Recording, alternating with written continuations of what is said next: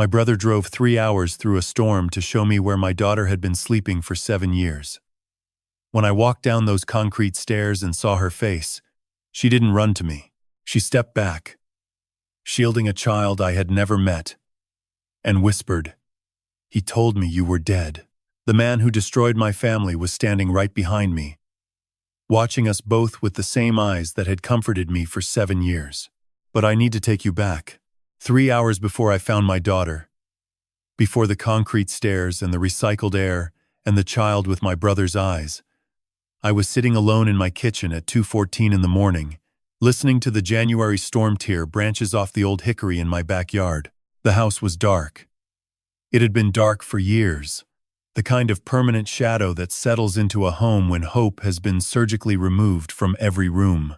I sat at the counter with a glass of water I hadn't touched, staring at the refrigerator where Chloe's volleyball schedule from 7 years ago was still pinned beneath a magnet shaped like the state of Tennessee. I never moved it. Moving it felt like admitting she was never coming back. The phone rang, and the sound split the silence like a bone breaking. I didn't recognize the sensation at first, because no one called me at 2 in the morning anymore. The search parties had ended 5 years ago. The detectives had moved on to other cases. My ex-wife had moved to another state. The world had collectively decided that Chloe Mercer was a closed chapter, a name on a cold database, a face that would age in digital projections but never in person. I looked at the screen. Garrett. My brother never called this late. He was the kind of man who scheduled his concern in business hours, who sent thoughtful texts at reasonable times, who showed up on my porch every Sunday with a casserole and that steady, practiced sympathy that had become the wallpaper of my grief.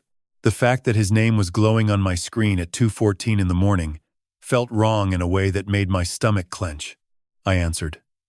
The first thing I heard was the rain on his end, a violent hammering that suggested he was standing outside, unprotected, letting the storm punish him.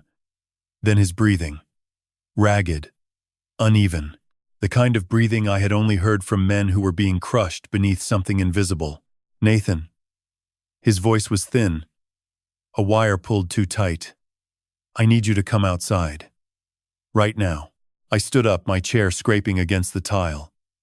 "Garrett, it's 2 in the morning. What's going on? Are you hurt?" There was a long pause, the kind of silence that has texture. I could feel it pressing against my ear like wet concrete. When he spoke again, his words were slightly blurred at the edges, the consonants softened by what I would later realize was an entire bottle of bourbon. "I can't carry this anymore." He said it like he was setting down a physical weight, like his spine was buckling under a load I couldn't see. 7 years. I can't do it anymore, Nathan. Please." My hand gripped the counter.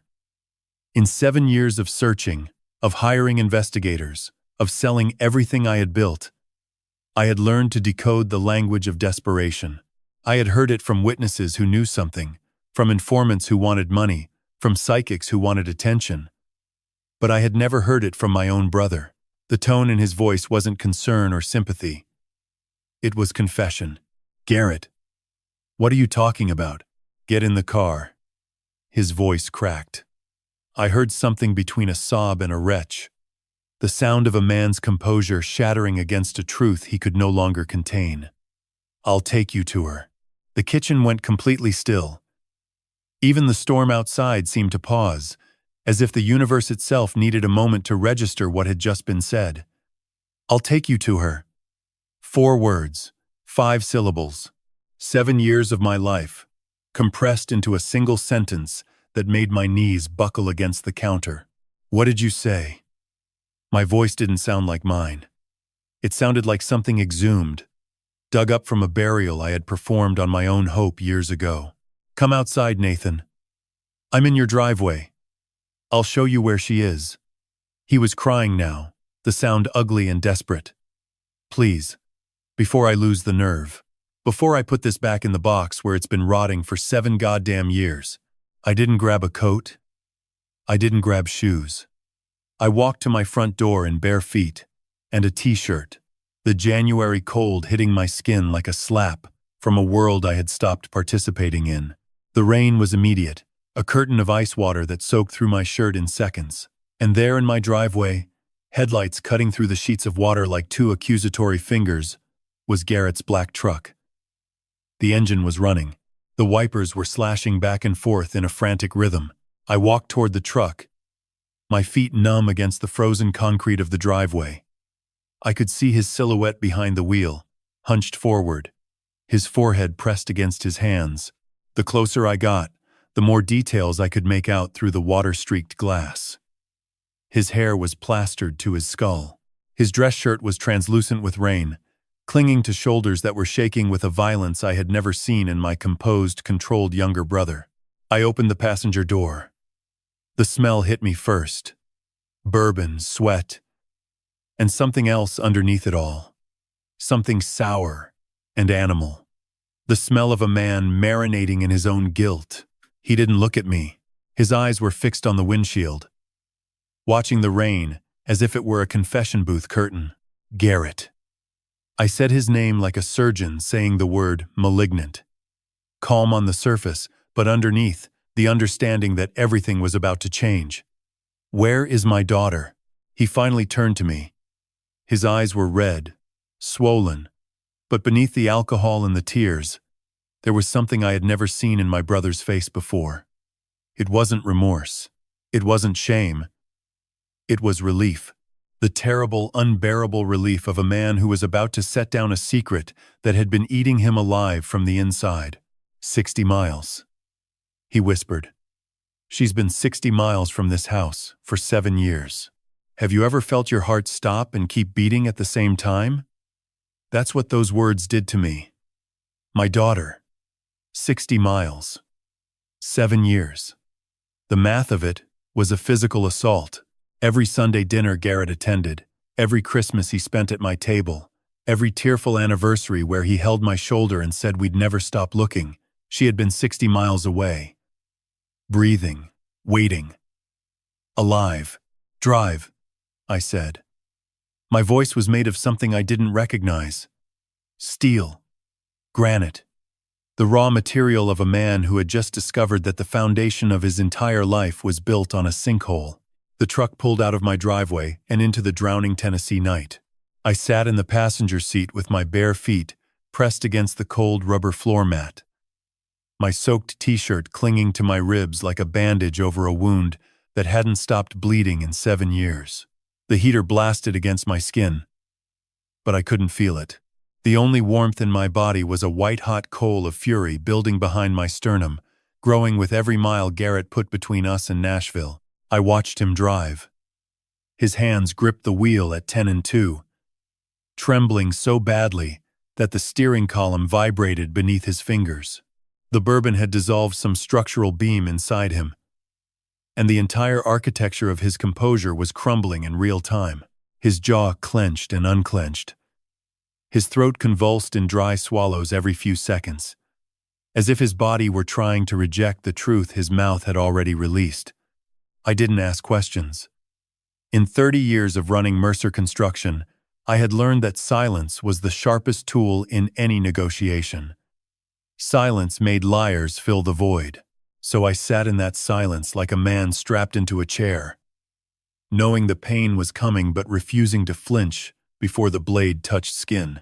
We drove south on Interstate 40, the storm turning the road into a black river. The wipers couldn't keep pace with the rain. Every few seconds the windshield would flood completely, turning the world into a liquid blur before the blades slashed it clear again. Flood. Clear. Flood. Clear. The rhythm of a confession being born. 20 minutes in, Garrett spoke. She's alive, Nathan. His voice barely rose above the rain hammering the roof. I need you to know that. She's alive, and she's not hurt. Not hurt. The words detonated quietly in the space between us. 7 years. $28 million. 14 investigators. A marriage destroyed. And this man, who had held me while I sobbed on the 5th anniversary of her disappearance, was telling me she wasn't hurt, as if the absence of visible wounds could account for 7 stolen years. Keep driving. My voice was a concrete slab poured over an abyss, the miles stacked in silence.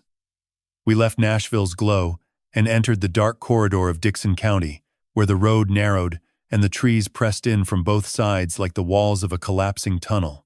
At some point, Garrett turned off the main highway onto a county road, then gravel, then a muddy track winding between fallow fields and dense timber. The headlights carved a narrow tunnel through the absolute darkness, illuminating nothing but rain, and the skeletal branches of dormant oaks reaching overhead like the fingers of something buried alive.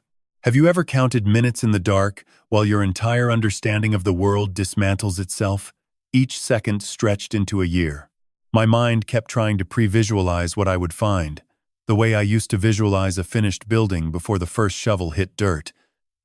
But this blueprint wouldn't complete. The image fractured every time I tried. The truck slowed.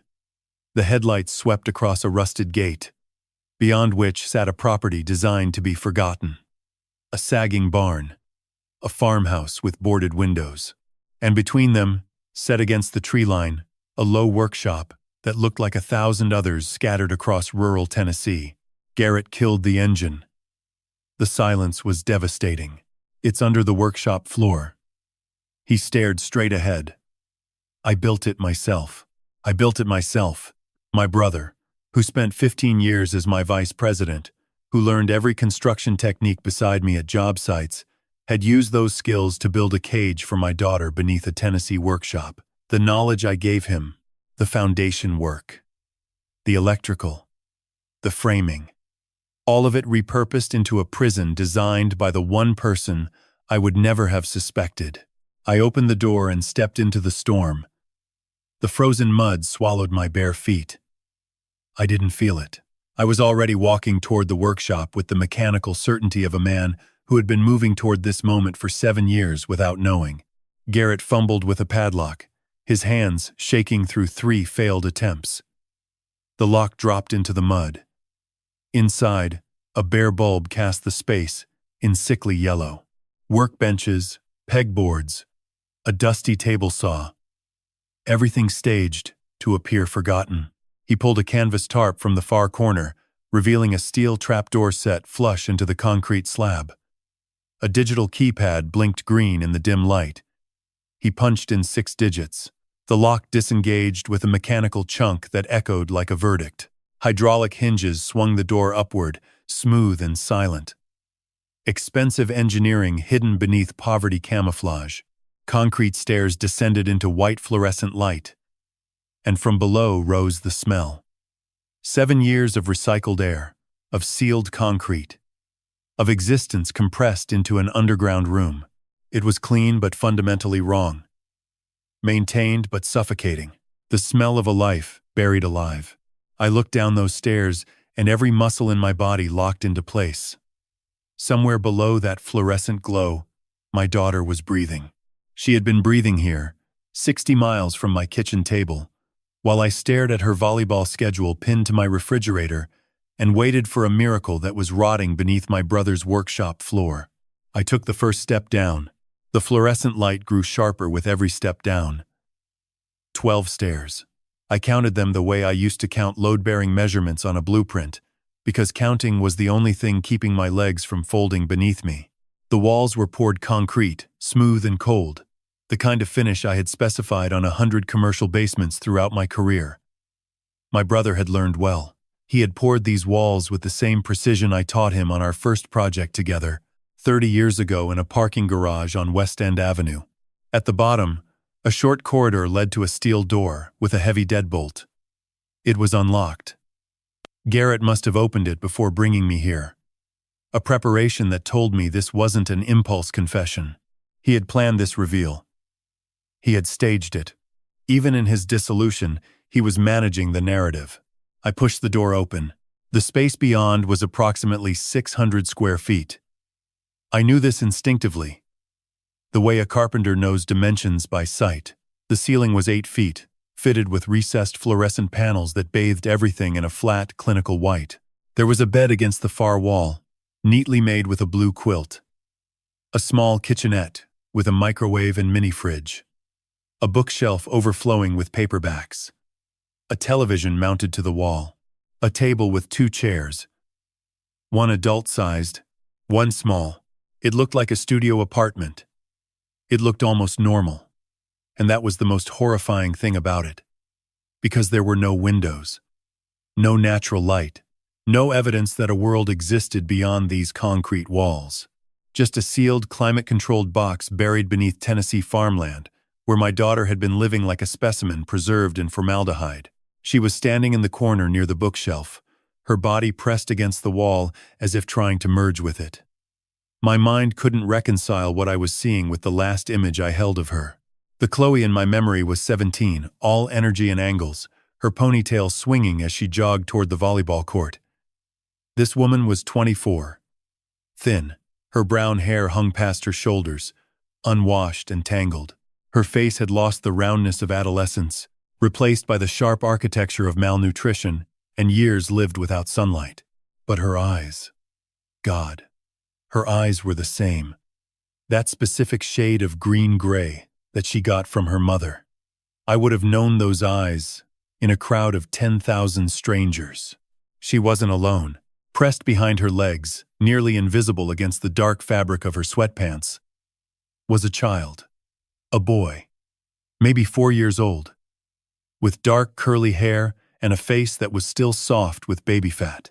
He was gripping the fabric of Chloe's pants with both fists, his entire small body tucked behind her like she was a wall between him and whatever danger had just walked down those stairs. He had never seen a stranger before. I understood this with a sickening clarity. This child had never seen any face other than his mother's and his captor's. And his eyes. The boy looked up at me with wide, terrified eyes that I recognized immediately. Not because they were Chloe's, because they were Garrett's. The realization was a physical event. It moved through my body like an electrical current, locking every joint, stealing every molecule of oxygen from my blood. My brother hadn't just imprisoned my daughter. He had fathered a child with her.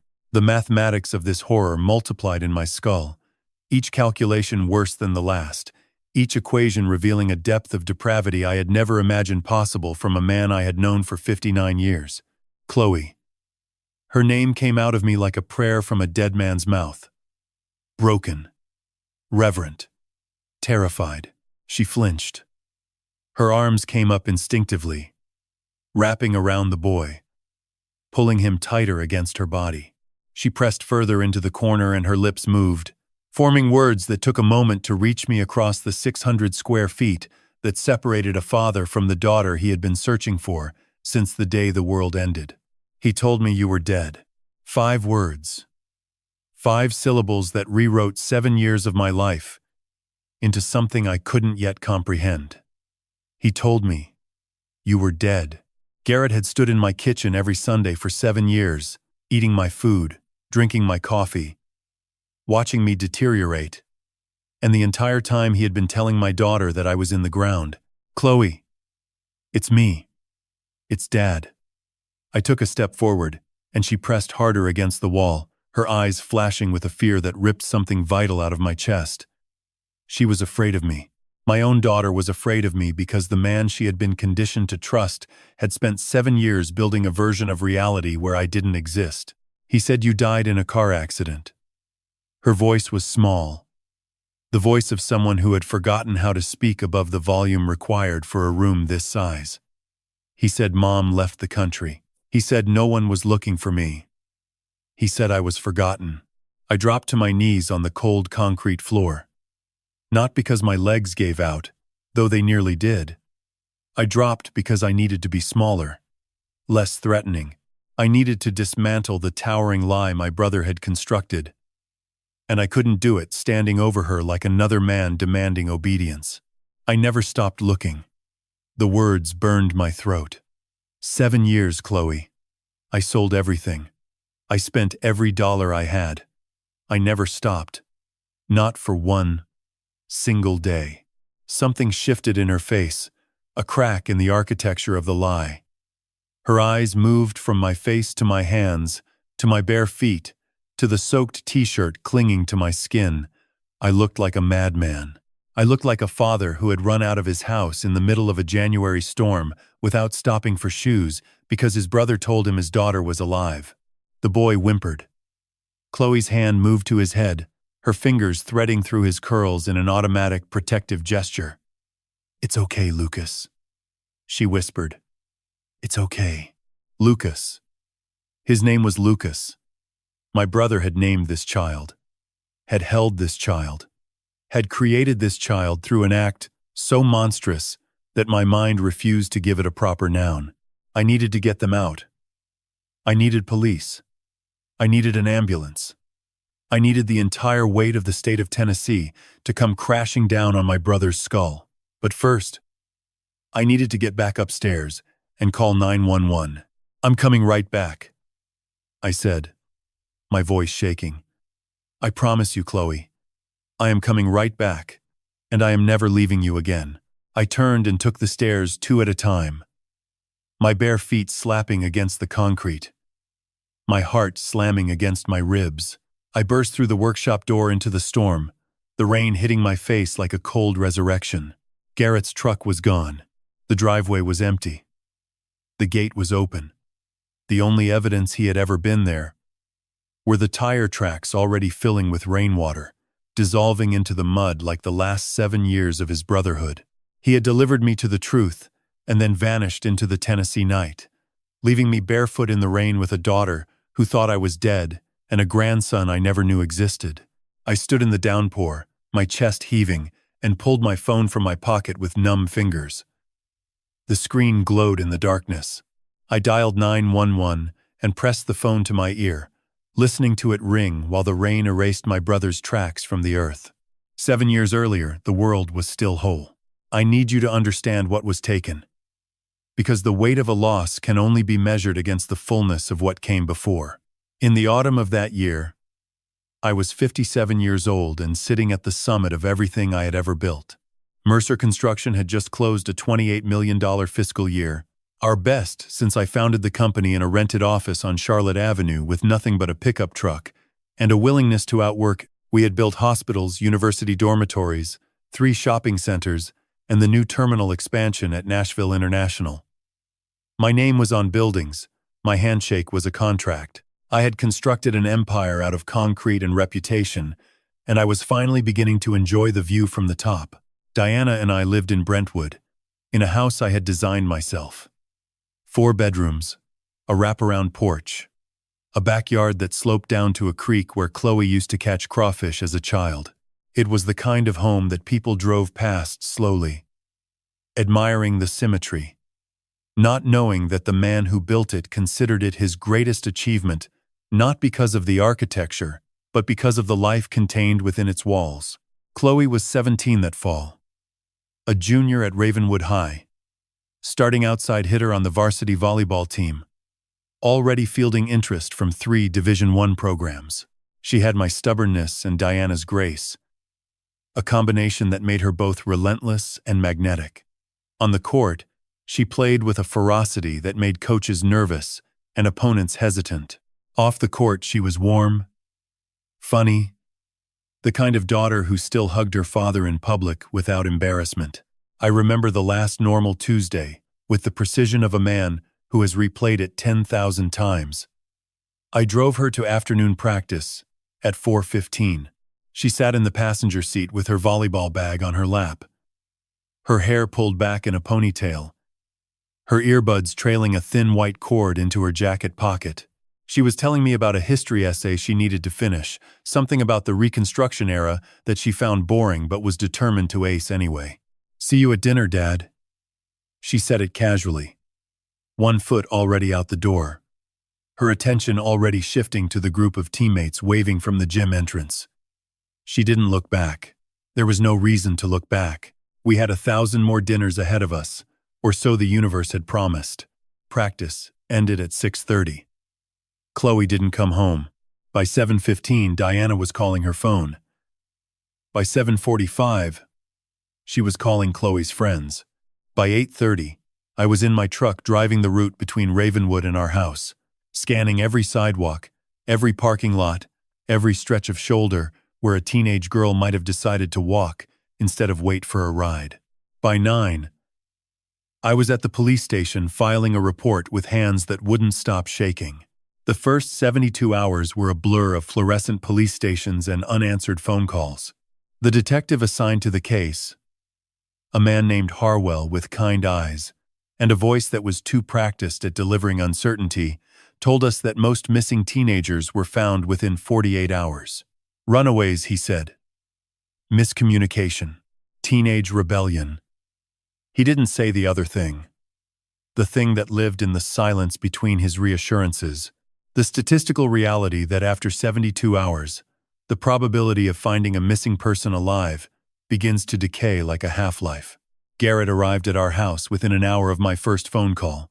He came through the front door without knocking, his face white, his coat still wet from the November rain. He looked like a man who had been physically struck.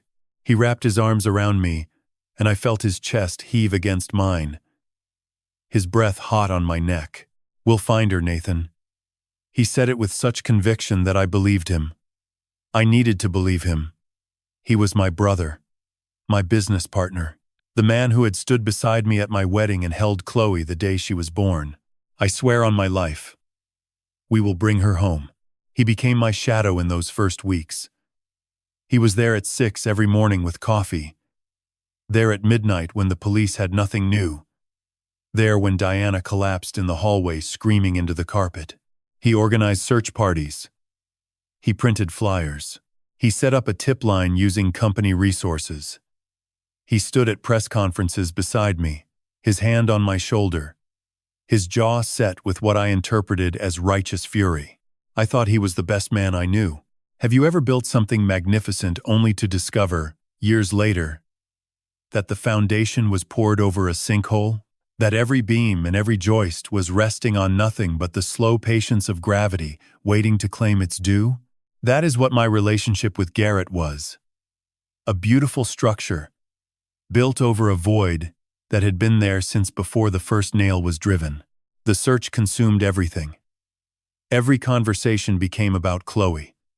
Every meal was interrupted by phone calls that led nowhere. Diana and I stopped sleeping in the same bed because I couldn't stop pacing and she couldn't stop crying. The police followed leads that evaporated. They interviewed registered offenders. They checked bus stations and homeless shelters and hospitals in 3 states. Nothing. And through it all, Garrett was there. Steady. Reliable. The one constant in a world that was collapsing around me. He suggested investigators. He vetted agencies. He wrote checks when I couldn't focus long enough to manage my own company. He was the scaffolding that held me upright. While the structure of my life was being demolished from the inside, I leaned on him, the way a crumbling wall leans on a temporary brace, never once considering that the brace itself might be the thing pulling the wall down, never once looking at the man holding my shoulder and wondering why his grief never seemed to age the way mine did, why his eyes never developed the hollow, sunken quality that stared back at me from every mirror. He was there every day. Every single day. 60 miles from where my daughter was breathing underground, he sat at my kitchen table and asked me how I was holding up. The man who buried my daughter alive asked me, every Sunday morning, if I was sleeping okay. The first year burned through $3 million and produced nothing but dead ends wrapped in professional language. The investigators I hired were thorough, expensive, and ultimately useless. They traced Chloe's phone to a cell tower near Dixon County before the signal went dark. They interviewed 137 people. They ran background checks on every registered offender within a 50-mile radius. They found patterns that led nowhere and coincidences that meant nothing, and at the end of 12 months, I was standing in the same darkness I had been standing in the night she disappeared. I made the decision to sell Mercer Construction at the end of the second year. It wasn't a business decision. It was a surgical one. The company was my right arm, and I was cutting it off to pay a ransom that no one had demanded. $28 million. That's what 30 years of concrete and steel and 600 employees were worth on paper. I signed the documents in Garrett's office because I couldn't face doing it in my own. He sat across from me, his face arranged in that careful sympathy I had come to depend on. and told me I was doing the right thing. "She's out there, Nathan," he said, his hand flat on the table between us. "Money is just a tool. You're using it for the only thing that matters." I believed him. I needed to believe someone, and he was the only person left who hadn't given up. Diana was fading. The search had hollowed her out, the way water hollows stone, slowly and completely. She stopped attending the support groups. She stopped calling the tip line. She started sleeping 14 hours a day, then 16. Her body retreating into unconsciousness, the way an animal retreats into a burrow when the predator is too large to fight. By year 3, the money was flowing out of my accounts like blood from a severed artery. I hired 6 new investigators simultaneously, each working different theories. One pursued a trafficking angle that led to Atlanta. Another followed a reported sighting in Memphis that turned out to be a college student who bore a passing resemblance. A third spent 4 months building a case against a man in Clarksville who had a prior conviction, only for DNA evidence to exclude him entirely. Garrett was involved in every decision. He reviewed the investigators' credentials. He sat in on briefings. He asked pointed questions that made him seem like the most engaged uncle in the history of missing children cases. He recommended 2 agencies specifically, a firm called Pinnacle Search out of Knoxville and another called Redline Investigations based in Memphis. Both came highly credentialed. Both produced extensive reports with charts and maps and highlighted timelines. Both charged between $800,000 and $1.2 million over their respective engagements. And both, as I would discover 7 years later, were hollow shells that existed only on paper. But I didn't know that yet. All I knew was that the money was disappearing and my daughter wasn't appearing. And the inverse relationship between those two facts was destroying me at a cellular level. Diana filed for divorce in the 4th year. She didn't do it with anger. She did it with the flat, exhausted resignation of a woman who had been drowning for so long that she had forgotten what air tasted like. We sat in a mediator's office on Music Row, the smell of new carpet and artificial air freshener thick between us, and she looked at me with eyes that had aged 20 years in 4. "You're chasing a ghost, Nathan," she said, "and I can't watch you die doing it. I love you, but I can't stay in a house that's become a shrine to someone who isn't coming back." I didn't fight it. I didn't have the energy to fight anything that wasn't directly related to finding Chloe. I signed the papers, split what remained of our joint assets, and watched Diana drive away from the Brentwood house with 2 suitcases and the last remnants of the life we had built together. She moved to Asheville.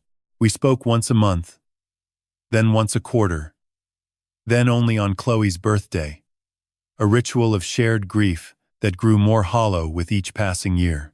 Have you ever watched your entire life liquidate and still felt like you weren't spending enough? By year 5, I was down to my last $4 million. The house was mortgaged. The retirement accounts were gutted. I was living on the financial equivalent of fumes. And the investigators were producing nothing but invoices and apologies. Garrett stepped in with a check for $200,000. He presented it at my kitchen table on a Sunday morning, sliding it across the surface with the same steady hand that used to sign construction contracts beside mine. "Family takes care of family," he said, his eyes holding mine with a warmth that made my throat tighten. "You'd do the same for me." I took the money. I took it because I had no pride left, only purpose. I took it because I believed my brother loved me. I took it from the man who was spending Sunday mornings at my table and Sunday evenings visiting my daughter in a concrete box 60 miles south. He was funding my search with one hand and maintaining her prison with the other. And the sheer theatrical cruelty of that arrangement was something I wouldn't comprehend for another 2 years. By year 6, I was functionally bankrupt. The investigations had stalled. The police had officially classified the case as cold. The media had moved on to fresher tragedies.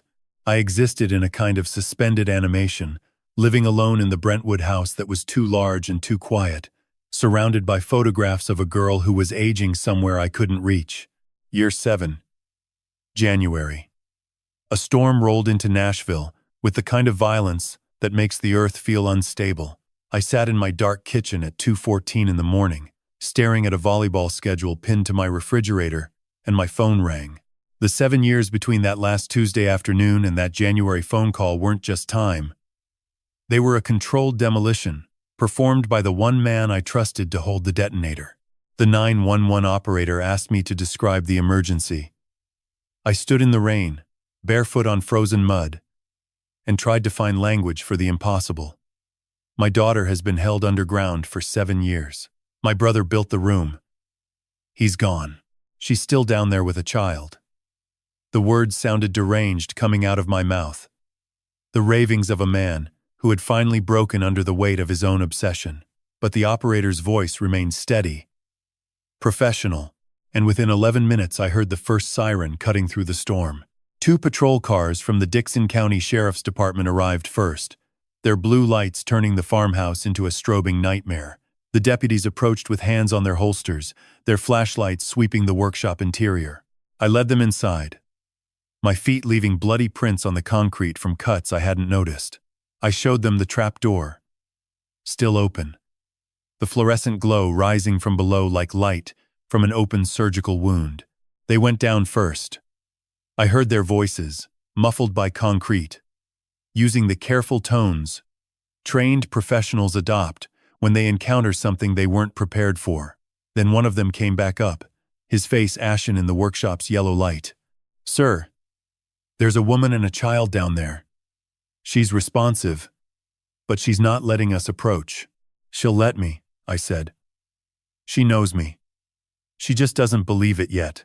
They let me go back down. This time, I descended the stairs slowly, deliberately, each step measured to communicate safety rather than urgency. Chloe was exactly where I had left her, pressed into the corner, Lucas buried against her legs.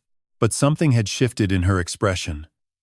The raw terror had softened into something closer to confusion, as if the arrival of uniformed strangers was introducing a crack in the reality Garrett had constructed for her. "Chloe." I said her name like a man handling glass. "These people are here to help. No one is going to hurt you." She looked at the deputies standing at the base of the stairs, then back at me. Her jaw worked silently for a moment before words came. "He said the police were looking for me because I ran away. He said if they found me, they'd put me in a facility. He said you were dead and Mom abandoned me and he was the only one keeping me safe." Every sentence was a brick pulled from the wall of lies my brother had mortared around her mind. He had constructed an entire false reality, a psychological prison more effective than any lock or concrete wall. She hadn't tried to escape because she believed there was nothing to escape to. No father, no mother, no world that wanted her back. None of that is true. I crouched down, keeping my distance. "I've been looking for you every single day for 7 years. I sold everything I owned to find you. Your mother is alive and she never stopped loving you. Everything he told you was a lie, Chloe. Everything." She studied my face with the intense concentration of someone trying to read a foreign language. Lucas whimpered against her leg, and she instinctively lifted him into her arms. He was small for 4, his skin pale from a life without sunlight, his dark curls pressed flat against his mother's shoulder. He had never seen the sky. The thought hit me with the force of a collapsing wall. "I want to believe you," she whispered. "But I don't know what's real anymore." An ambulance arrived. Then another patrol car. Then a detective from the Criminal Investigation Division. A tall woman with close-cropped hair and the measured movements of someone accustomed to walking into the aftermath of human evil. The farmhouse property became a controlled scene. Yellow tape stretched between fence posts, generators powering portable floodlights that turned the muddy yard into a stage. The paramedics coaxed Chloe toward the stairs with gentle professionalism, explaining every step before they took it. She held Lucas so tightly that his small fingers turned white against her neck. At the base of the stairs she stopped, her body rigid, staring up at the rectangle of darkness above. "I haven't been up there in 7 years. Her voice was barely audible. He only came down. I never went up. 7 years without ascending a staircase. 7 years without seeing a ceiling higher than 8 feet. 7 years without feeling the temperature change between indoor and outdoor air. The engineering of her captivity wasn't just physical, it was neurological. Garrett had rewired her relationship with space itself. "I'm right behind you," I said. 1 step at a time, she climbed. 12 steps that took 3 full minutes, her legs shaking, Lucas's face buried in her shoulder. When she reached the workshop floor, she paused, breathing hard, the musty air of the building hitting her lungs like a foreign substance. Then we walked through the workshop door and into the world. The storm had passed. A thin gray dawn was bleeding across the eastern horizon, turning the fallow fields a dull silver. The air was cold and wet and infinite. Chloe stopped on the threshold, her bare feet on the muddy ground. Her face tilted upward toward a sky she hadn't seen since she was 17 years old. She closed her eyes. The rain had stopped, but her cheeks were wet. Lucas lifted his head from her shoulder and looked up. His eyes went wide, wider than I thought eyes could go. He had never seen the sky. He had never felt wind. He had never experienced the vertigo of unlimited space above his head. He began to cry. Not in pain, but in the overwhelmed confusion of a creature encountering a world it was never supposed to know. I put my hand on Chloe's back. The first physical contact between us in 7 years. She didn't flinch. She just stood there, breathing the open air, tears streaming down a face that was learning how to exist outside of concrete walls. A deputy approached me while the paramedics guided Chloe and Lucas toward the ambulance. "Mr. Mercer." We found a black truck registered to Garrett Mercer, abandoned on Old Hickman Road, approximately 20 miles east. Engine was still warm. "He's on foot in the woods." On foot. In the woods. In January. My brother was running through frozen Tennessee timber in the dark, and for the first time in 7 years, he was the one being hunted. "Find him," I said. My voice carried the weight of every dollar spent, every night alone, every lie swallowed. "Find him before I do." A predator who wears his brother's trust like camouflage doesn't run far. He hides in the systems he's already corrupted. I knew this the way I knew load-bearing specifications, instinctively, structurally. Garrett wasn't a man who improvised. He was a planner, a builder. He had spent 25 years constructing invisible architectures of control, and his disappearance into the Tennessee woods wasn't panic. It was a contingency he had rehearsed. 24 hours after finding Chloe, I sat in a vinyl chair at the Dixon County Sheriff's Department, my bare feet now wrapped in hospital-issue socks, wearing borrowed clothes that smelled of industrial detergent. Chloe and Lucas were at Vanderbilt University Medical Center, being evaluated by a team of specialists whose faces I couldn't read. I had been asked to leave the room while they conducted their initial assessment. The separation felt like having a limb re-amputated. Detective Rowan Beck from the Tennessee Bureau of Investigation arrived at 11 that morning. He was 45, lean, with the economy of movement that belongs to men who have spent decades conserving energy for the moments that matter. He sat across from me in an interview room that smelled of burned coffee and floor polish, and he laid a yellow legal pad on the table between us. "Mr. Mercer, I need everything you know about your brother's assets. Properties, vehicles, accounts, business associates. Everything." I gave him what I had, which wasn't much. Garrett had always been private about his finances, a quality I had once respected as professional discretion but now recognized as operational security. He had left Mercer Construction when I sold it, taking a modest severance. Beyond that, I knew he owned his house in Franklin and managed what he called a small portfolio of rental properties. I had never asked for details. Brothers don't audit each other. But I was done being a brother. I was a general now, and I needed intelligence. I called Margaret Boone at 2 that afternoon. Maggie was a private investigator I had never used during the 7-year search, because she worked exclusively in financial forensics rather than missing persons. She was 55. Built like a woman who had spent her career sitting at desks dismantling paper trails, and her voice on the phone carried the dry, unsentimental authority of someone who had never met a lie she couldn't trace to a bank account. "Maggie, I need you to pull apart my brother's financial life down to the last penny. Every property he owns, every shell company, every account with his name or his signature anywhere near it." "What am I looking for?" she asked, her pen already scratching against paper. "Cages," I said. "He builds them underground." She didn't ask me to explain. She just said she'd have preliminary results in 48 hours and hung up. Maggie Boone was the kind of woman who understood that some conversations required action, not clarification. The preliminary results arrived in 36 hours. What she found made my hands go cold against the phone screen. Garrett Mercer did not own a small portfolio of rental properties. He owned 7. Not through his own name, but through a web of shell companies registered in 3 different counties. Mercer Holdings LLC, Volunteer Property Trust, Cumberland Asset Group. Each entity owned a single rural property.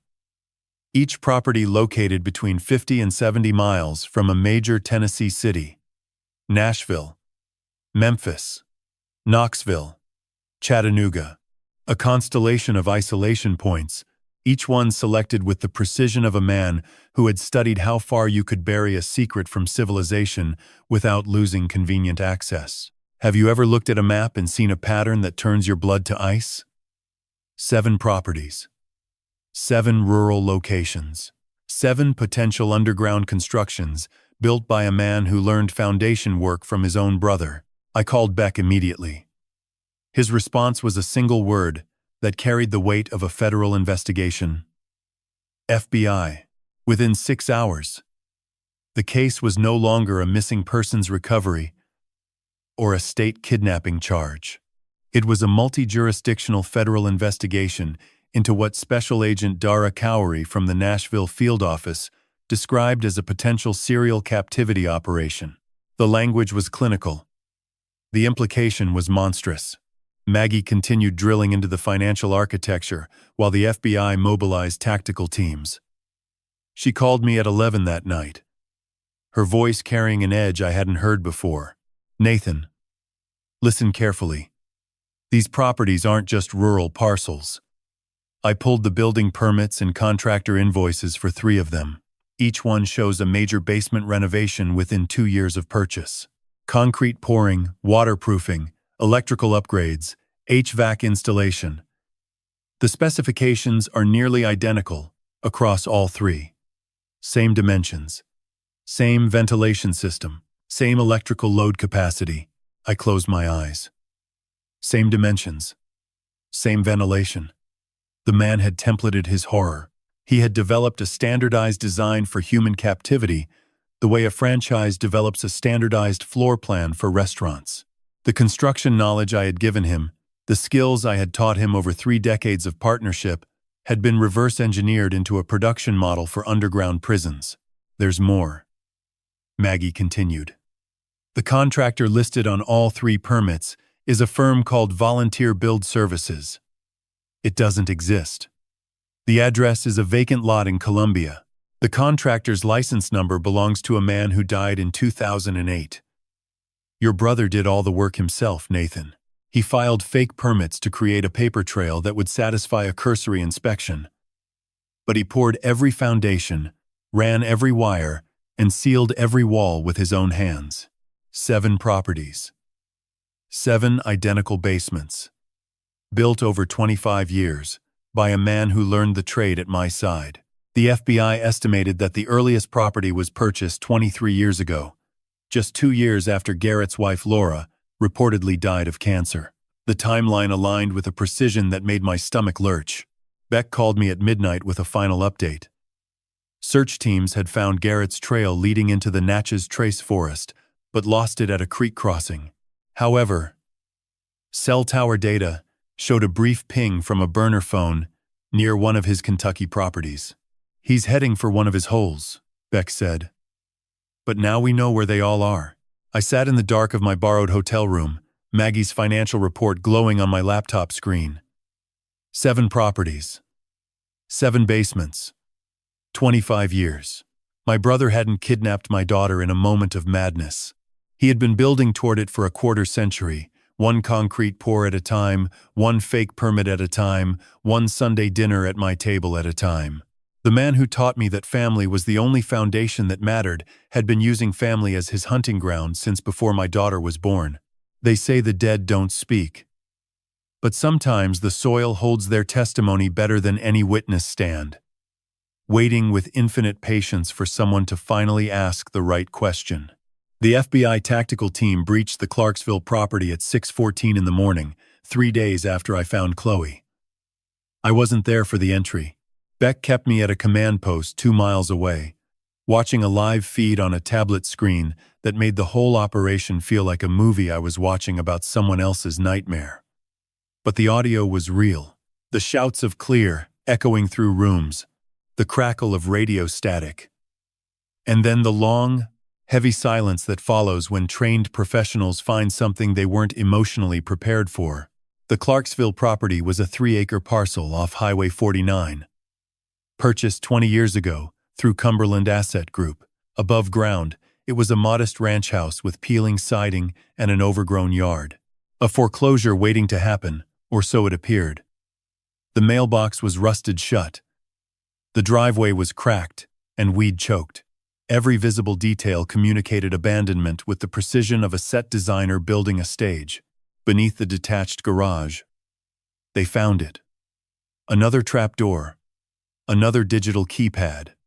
Another set of concrete stairs descending into fluorescent light. The dimensions were identical to the Dixon County basement. 600 square feet. 8-foot ceilings. Recessed lighting. The same HVAC specifications Maggie had identified in the permit filings. Garrett hadn't just repeated his design. He had perfected it through iteration, each basement an improved version of the last. But this one was different. This one was empty. And it had been empty for a long time. The forensic team found biological evidence immediately. Hair samples embedded in the grout between floor tiles. Fingernail scratches on the interior of the steel door, the kind made by someone trying to claw their way out. A stain on the concrete near the bed frame that luminol revealed as old blood, oxidized and brown, years past the point of casual identification. The room smelled of bleach, and something else underneath it, something organic and final that no amount of industrial cleaner could fully erase. Then they found the floor anomaly. A section of concrete in the far corner that didn't match the pour date of the surrounding slab.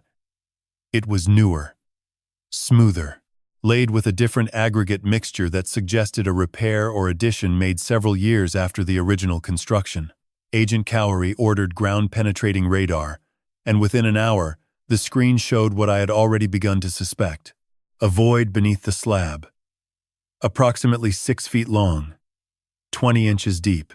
They brought in a jackhammer at 2 that afternoon. I sat in the command vehicle listening to the percussive assault through the radio feed, each impact sounding like a countdown. When the concrete broke apart and the forensic team descended into the shallow grave beneath, the radio went silent for 45 seconds. 45 seconds of nothing. Then Agent Cowarie's voice, flat and professional but carrying an undertone of something that sounded like controlled nausea. We have remains. Female. Skeletal. Preliminary assessment suggests she's been here between 15 and 20 years. I knew who it was before the DNA confirmed it. I knew because 20 years ago, I had stood in a funeral home in Franklin, Tennessee, looking at a closed casket while my brother wept beside me. I knew because Laura Mercer's death certificate listed ovarian cancer as the cause, and the oncologist who supposedly treated her had retired to Florida and couldn't be reached for comment. I knew because Garrett had insisted on a closed casket, telling us that Laura's final wishes were to be remembered as she lived, not as the disease had left her. There was no disease. There was no cancer. There was only a concrete room and a man who had learned to build prisons from the brother who loved him. The DNA results came back in 72 hours through an expedited federal process. Laura Elizabeth Mercer, reported dead of ovarian cancer 20 years ago. Cause of actual death: blunt force trauma to the posterior skull, consistent with a single strike from a heavy implement. The forensic anthropologist estimated she had been alive in captivity for approximately 3 years before she died. 3 years underground. 3 years in a room identical to the one my daughter had spent 7 years in. I sat in Beck's office reading the report, the clinical language blurring on the page. I remembered Laura. She was quiet, kind, a librarian at the Williamson County Public Library who always smelled of book paper and chamomile tea. She and Garrett married when he was 34. By 37, she was supposedly dead. The funeral had been small. Garrett's grief had been enormous and performative, a months-long display of devastation that had made everyone in our family treat him with a gentle deference for years afterward. He rehearsed his grief for Laura the same way he would later rehearse it for Chloe: the tears, the haunted silences, the brave face at holidays. It was all a template, a playbook he had written 20 years ago and simply reused when the next opportunity presented itself. Have you ever attended a funeral for someone who was still alive at the time? I stood at Laura's service in a church on Main Street in Franklin and listened to a minister speak about God's mysterious plan, while the woman in question was breathing recycled air 60 miles away. Garrett held my hand during the prayer. He squeezed my fingers and whispered, "Life is too short to waste on regret." The memory made me physically ill. I leaned over the wastebasket in Beck's office and dry-heaved until my ribs ached. But the horror wasn't finished expanding. 2 days after the Clarksville excavation, Agent Cowrie called me directly. Her voice was controlled, but I could hear the strain beneath it, the particular tension of someone delivering news that changes the scope of everything. "Mr. Mercer, we've completed the initial sweep of the Ashland City property. Your brother's third acquisition. Purchased 17 years ago." She paused, and in that pause I heard the sound of a case growing larger than anyone had anticipated.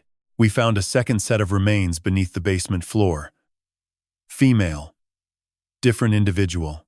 We're running DNA now, but preliminary dental comparison doesn't match any known missing person in the Tennessee database. A second set of remains. A different woman. Another life swallowed by the same concrete machine my brother had been operating for a quarter century. Laura wasn't his first and only victim before Chloe. She was just the first one I knew about. The pattern wasn't a line. It was a web. And I was only beginning to see how many threads led back to the same spider. "How many more?" I asked, my voice sounding like it belonged to a man much older than 64. "We have 4 more properties to search, Mr. Mercer," Cowrie replied. "I'll call you when we know. The worst kind of theft isn't taking someone's money. It's taking their hope and selling it back to them in monthly installments of nothing." Maggie Boone called me on a Wednesday morning, 1 week after the Clarksville excavation. I was sitting in the cafeteria at Vanderbilt Medical Center, drinking a cup of coffee that tasted like boiled cardboard, waiting for the trauma specialists to finish their daily session with Chloe. I had established a routine in the days since the rescue, a pattern of presence that required me to be available without being overwhelming. Mornings at the hospital, afternoons with Beck and the FBI, evenings alone in a hotel room, staring at financial documents until my vision blurred. Nathan. Maggie's voice had a different quality than usual. She was a woman who delivered bad news with the clinical efficiency of a surgeon. But this morning, there was something underneath her professional detachment.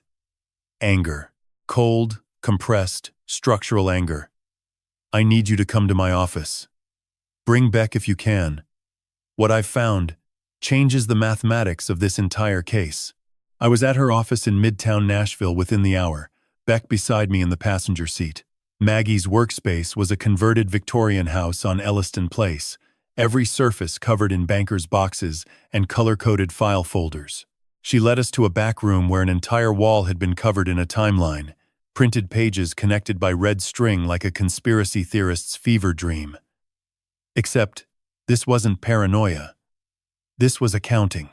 I went back through every investigator you hired over 7 years. She began, pointing to a column of names on the left side of the wall. 14 firms total. I contacted all 14 to verify their engagement history with you. She paused, letting the silence build. 5 of them don't exist. The words landed like a demolition charge at the base of a structure I thought I understood. 5 of them don't exist. Pinnacle Search, Knoxville, Redline Investigations, Memphis, Crescent Trace, Chattanooga, Hawkins and Moyer, Atlanta, and Sovereign Intel Group, Birmingham. She ticked them off like items on an invoice. All 5 were recommended to you by the same person. All 5 have addresses that resolve to empty lots or rented mailboxes. All 5 have disconnected phone numbers and registration documents filed with fabricated credentials. They are shells, Nathan. Paper companies designed to absorb your money and produce nothing but reports. I stared at the wall. The red strings connecting the 5 firms all led back to a single name written in black marker at the center of the display. Garrett Mercer. How much? I asked. My voice sounded like gravel being poured into a grave. Maggie consulted a spreadsheet she had taped to the wall below the timeline. Pinnacle billed you $940,000 over 18 months. Redline charged $1.2 million over 2 years. Crescent took $670,000 in 8 months. Hawkins ran $850,000 through your accounts over 14 months. And Sovereign billed $1.4 million in their final engagement. She looked at me. Total. Approximately $5 million paid directly to companies that existed only to intercept your search. $5 million. But Maggie wasn't finished.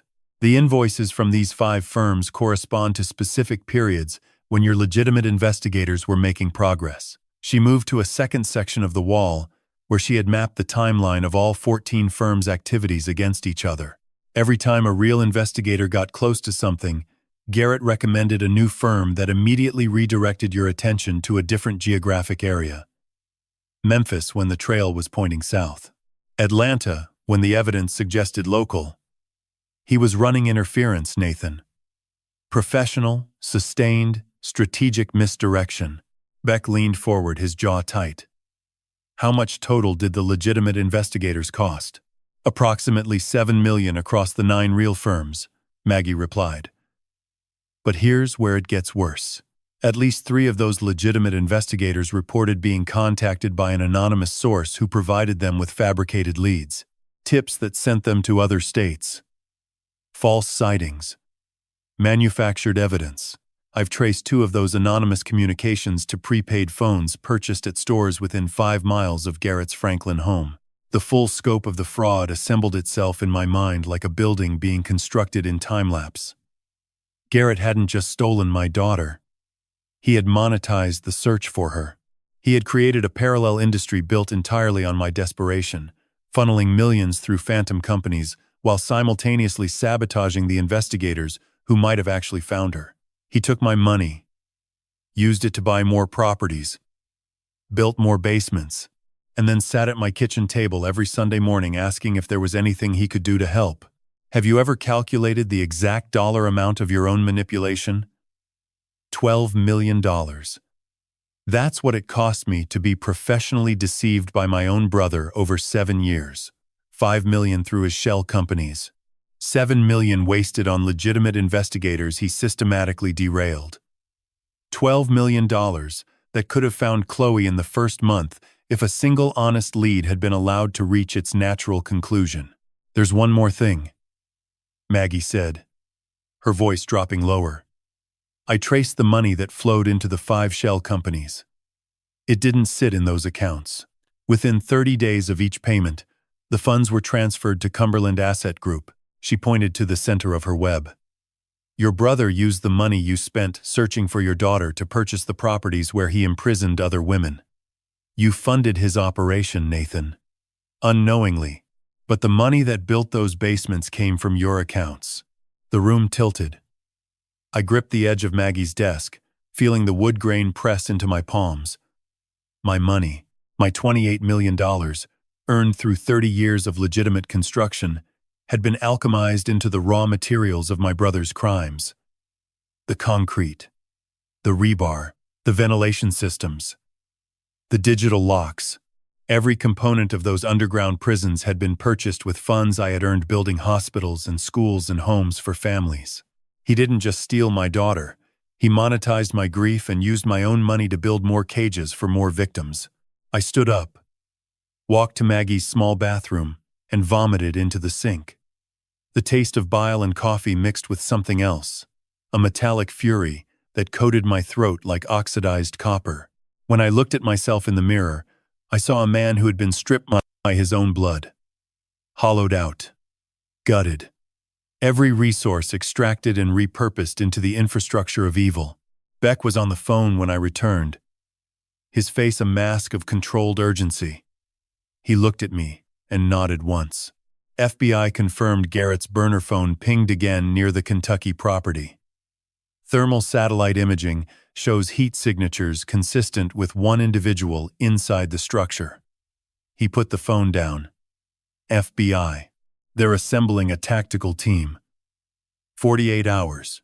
48 hours until the man who had turned my love into a weapon would finally run out of basements to hide in. Her name was Jenna Whitfield, and she had been 19 years old when the world forgot her. The FBI's DNA identification came through on a Friday afternoon, 2 weeks after I had found Chloe in the Dixon County basement. Agent Cowrie delivered the news in person, sitting across from me in Beck's office with a manila folder that contained the condensed biography of a woman who had been reduced to skeletal remains beneath my brother's concrete floor. Jenna Marie Whitfield, born March 14, 1989, in Muscle Shoals, Alabama. Last seen December 7, 2009, leaving a shift at a diner called The Cornerstone on Highway 72. She was a community college student studying dental hygiene. She had a younger sister named Carla. Her parents had searched for 3 years before the money and the hope ran out simultaneously. 15 years. She had been missing for 15 years, and for at least some portion of that time, she had been breathing 60 miles from Nashville in a concrete room my brother built with skills I taught him. The remains indicate she was alive for approximately 2 years after her disappearance. Cowrie said, her voice carrying the careful weight of someone delivering a precise wound. Cause of death appears to be asphyxiation, but we're waiting for the full forensic report. She was buried beneath the slab in the same manner as Laura Mercer. Same depth. Same concrete overlay. Same method. Same method. The repetition was the most terrifying aspect of everything I was learning about my brother. He didn't evolve. He didn't improvise. He simply repeated a process that worked. The way a factory produces identical units from the same mold. Laura, Jenna, Chloe. Each one captured, contained, and processed through the same operational blueprint. The only variable was how long they survived. I asked the question I had to ask, even though I already knew the answer would destroy another piece of my ability to function. Was there a child? Cowrie shook her head. No evidence of pregnancy or childbirth in the remains. But the biological evidence in the room confirms prolonged habitation. She lived there, Mr. Mercer. For 2 years she lived in that space. Lived. The word felt like a profanity in this context. Existing in a sealed concrete box is not living. It is being stored. My brother stored women the way other men stored wine or vintage cars, in climate-controlled darkness, maintained but never truly seen. Then Cowrie told me about Rachel Pruitt. Now 42 years old, living in Bowling Green, Kentucky, under a different name. She had been 22 when Garrett took her from a grocery store parking lot in Springfield, Tennessee, 18 years ago. She spent 26 months in one of his basements. The property in Stewart County that was his second acquisition, before she managed to escape through a ventilation shaft that Garrett had improperly sealed. She reported it. Cowrie said, and the anger in her voice was no longer concealed. She went to the Stewart County Sheriff's Department in 2008 and told them everything. A man had kept her underground. She described the room, the lock, the concrete. She gave them a physical description. What happened? I asked. Though the weight in Cowrie's tone told me the answer was going to make me want to break something, they didn't believe her. The deputy who took her statement noted that she appeared disoriented and possibly under the influence. There was no follow-up investigation. The report was filed and forgotten. Cowrie closed the folder. She eventually moved out of state and stopped trying to be heard. 18 years. A woman had walked out of my brother's prison and told the world what had happened to her, and the world had looked at her trauma-hollowed face and decided she wasn't credible. If they had listened, if a single person had taken 30 minutes to drive to that property and check beneath the floor, Jenna Whitfield might still be alive. My daughter might have been found 10 years earlier. Lucas might never have been born into a concrete box. The guilt that crashed over me wasn't rational. I knew that. I hadn't been the deputy who dismissed Rachel's report. I hadn't been the system that failed her. But the guilt didn't care about logic. It cared about the fact that my brother had been operating for 25 years, and the infrastructure that should have stopped him had failed at every checkpoint. I asked to speak with Rachel. Cowrie arranged a phone call for the following day. A conference line with a victim's advocate present. Rachel's voice was steady, almost flat.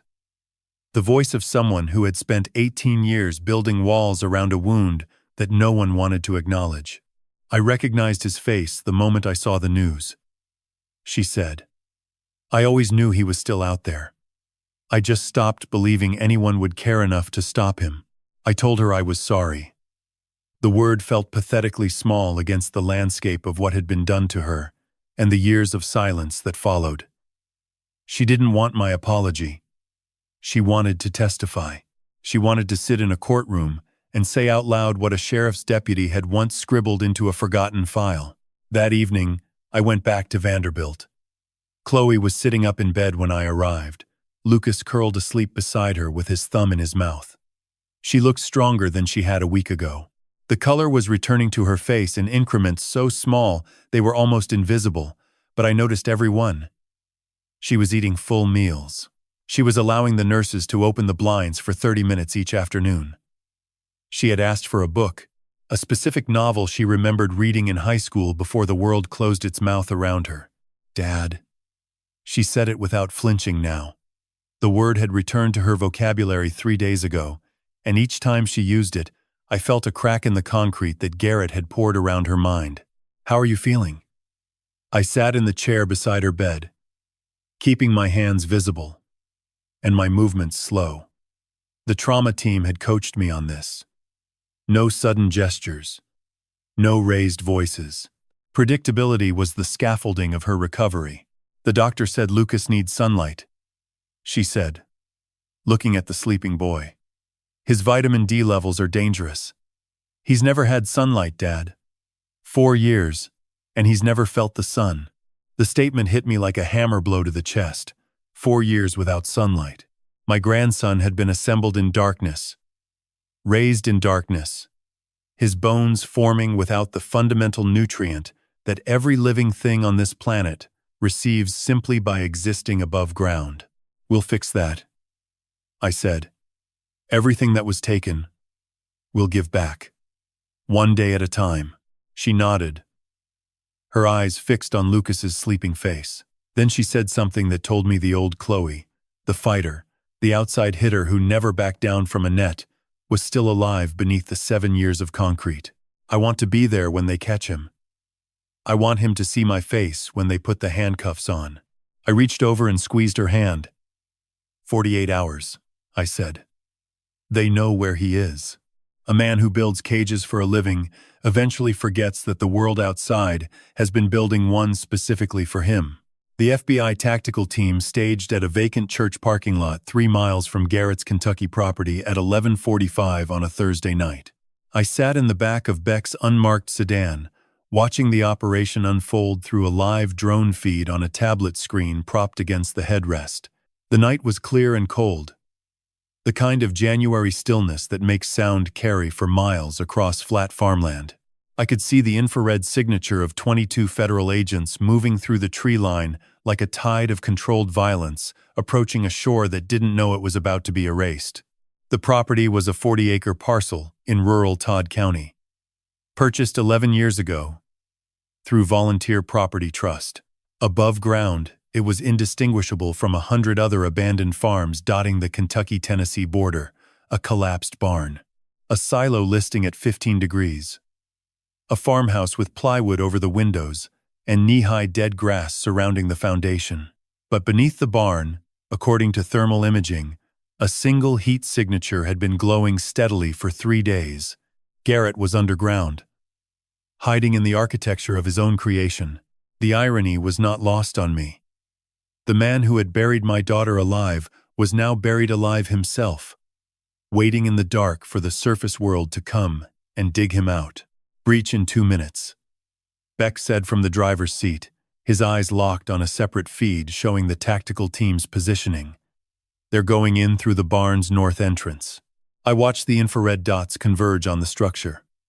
22 trained professionals carrying the combined weight of 4 murder charges, 1 kidnapping charge, and 25 years of accumulated evil. The barn door was breached with a hydraulic ram. The sound reaching us 3 seconds after the visual, a distant percussive thud that felt like a heartbeat stopping. The feed switched to a helmet camera inside the barn. Flashlight beams swept across rotting hay bales and rusted equipment. Then the team leader's voice crackled through the radio. Calm and procedural. Trapdoor located. Northeast corner beneath the tractor platform. Digital keypad. Same configuration as the others. They didn't bother with the code. A breaching charge turned the lock into shrapnel, and the trapdoor swung open to reveal the familiar glow of fluorescent light rising from below. The same glow I had seen in Dixon County 3 weeks ago. The same cold, institutional illumination that had been the only sky my daughter knew for 7 years. The tactical team descended. I counted the seconds on the tablet's clock. 14 seconds of silence. Then the radio erupted with controlled shouts. Hands! Show me your hands! On the ground! On the ground now! And then, from somewhere beneath the Kentucky soil, I heard my brother's voice, for the first time since the night he drove me to my daughter. It came through the radio feed, thin and distorted by static, but unmistakable. Took you long enough. He didn't resist.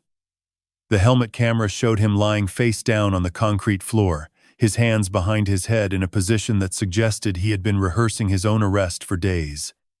He was calm, measured.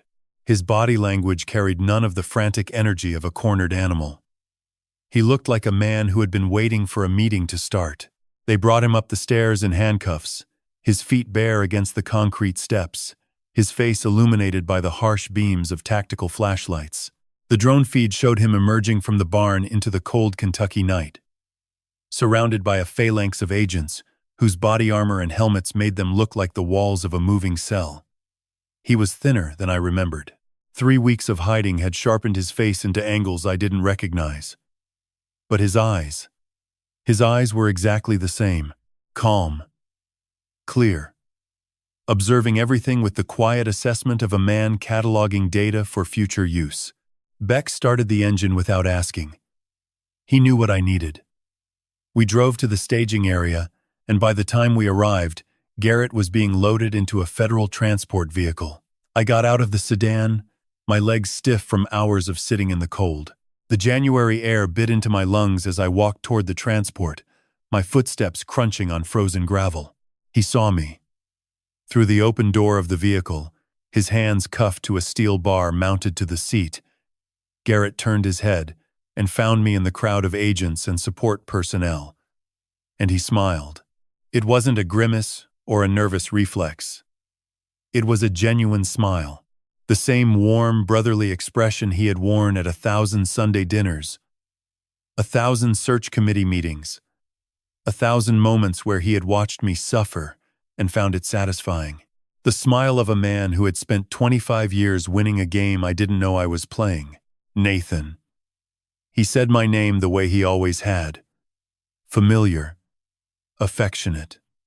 As if 3 weeks of being hunted across 2 states hadn't altered the fundamental dynamic between us.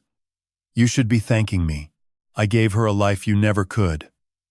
Stability, consistency, no expectations, no pressure. She didn't have to perform for me the way she performed for you. The agents around me tensed, waiting for my reaction. I felt the volcanic pressure building in my chest, the overwhelming gravitational pull toward violence that I had spent 64 years learning to resist. Every cell in my body wanted to close the distance between us and dismantle his face with my bare hands, but I didn't move. I had built structures my entire life, and I understood that some demolitions require precision rather than rage. I stepped closer, close enough to smell the stale underground air still clinging to his clothes, close enough to see the pores on his skin and the slight dilation of his pupils in the artificial light. You gave her a coffin with a television, I said. My voice was level, measured, the voice of a man signing a final contract. And now you're going to spend the rest of your life in one, just like it. Except yours won't have a television. The smile faltered. For the first time in my life, I saw something shift behind Garrett's eyes. Not fear exactly, but recognition. The sudden understanding that the game was over and he had miscalculated the end game. An agent closed the transport door, and the thud of the metal seal was the most satisfying sound I had heard in 7 years. I watched the vehicle pull away, its taillights shrinking into the Kentucky darkness, like 2 red eyes being swallowed by the earth. Beck's hand landed on my shoulder. His voice was quiet but carried the finality of a case reaching its terminal point. He's been doing this for 25 years, Nathan. Your daughter wasn't the first. And if we hadn't found her that night, she wouldn't have been the last. I stood in the frozen field, watching the last trace of my brother disappear into the night, and felt something I hadn't felt in 7 years. Not relief, not satisfaction, just the profound, exhausting stillness of a man who has finally stopped running toward a finish line that kept moving. The hunt was over. Now came the harder part. Justice doesn't heal. It just stops the bleeding long enough for you to learn how to breathe without flinching. The federal indictment came down 6 weeks after Garrett's arrest. 47 counts across 4 states. First-degree murder of Laura Mercer. First-degree murder of Jenna Whitfield. Kidnapping and aggravated criminal confinement of Chloe Mercer. Kidnapping and criminal confinement of Rachel Pruitt. Wire fraud. Money laundering. Identity theft. The document was 63 pages long, and reading it felt like consuming a textbook written in my brother's handwriting about how to systematically erase women from the surface of the earth. The trial was assigned to the United States District Court for the Middle District of Tennessee, Judge Carolyn Whitmore presiding. The prosecution team, led by Assistant United States Attorney David Chen, requested and received a consolidated trial for all charges across jurisdictions. They wanted the jury to see the full architecture of Garrett's crimes.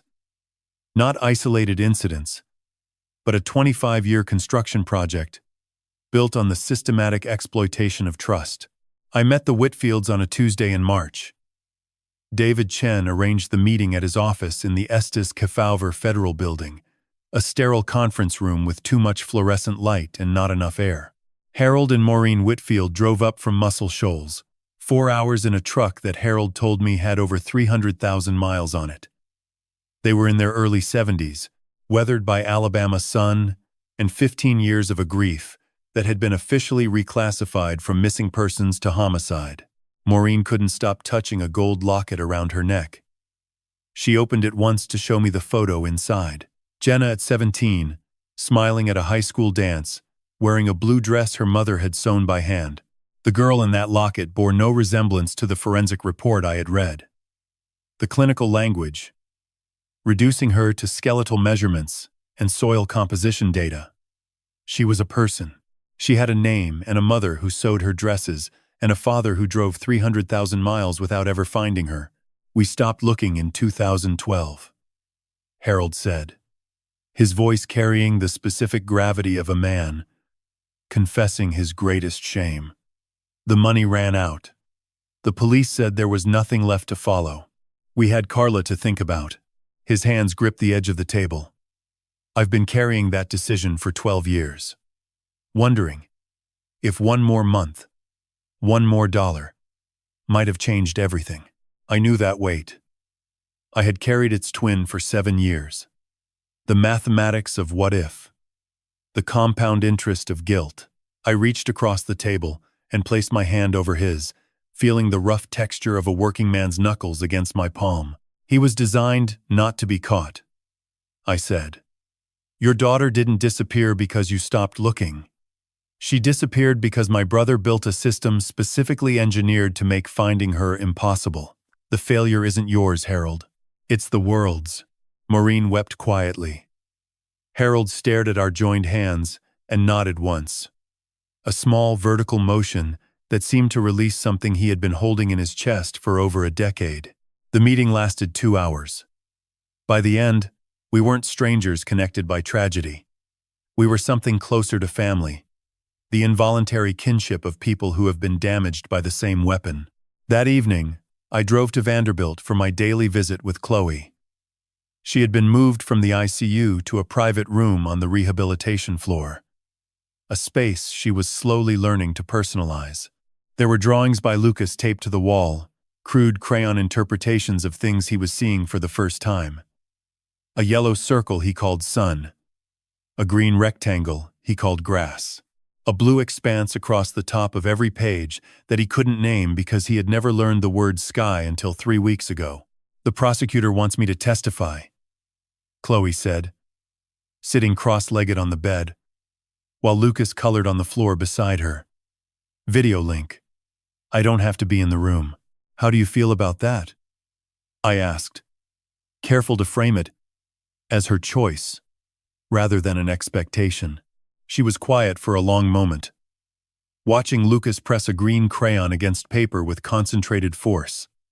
I spent 7 years unable to tell anyone what was happening to me. He made sure of that. He controlled every word I was allowed to speak, and every thought I was allowed to have. She looked at me, and in her eyes, I saw the ghost of the 17-year-old athlete who never backed away from a challenge. "I want to speak now. I want 12 strangers to hear what he did and decide that it matters."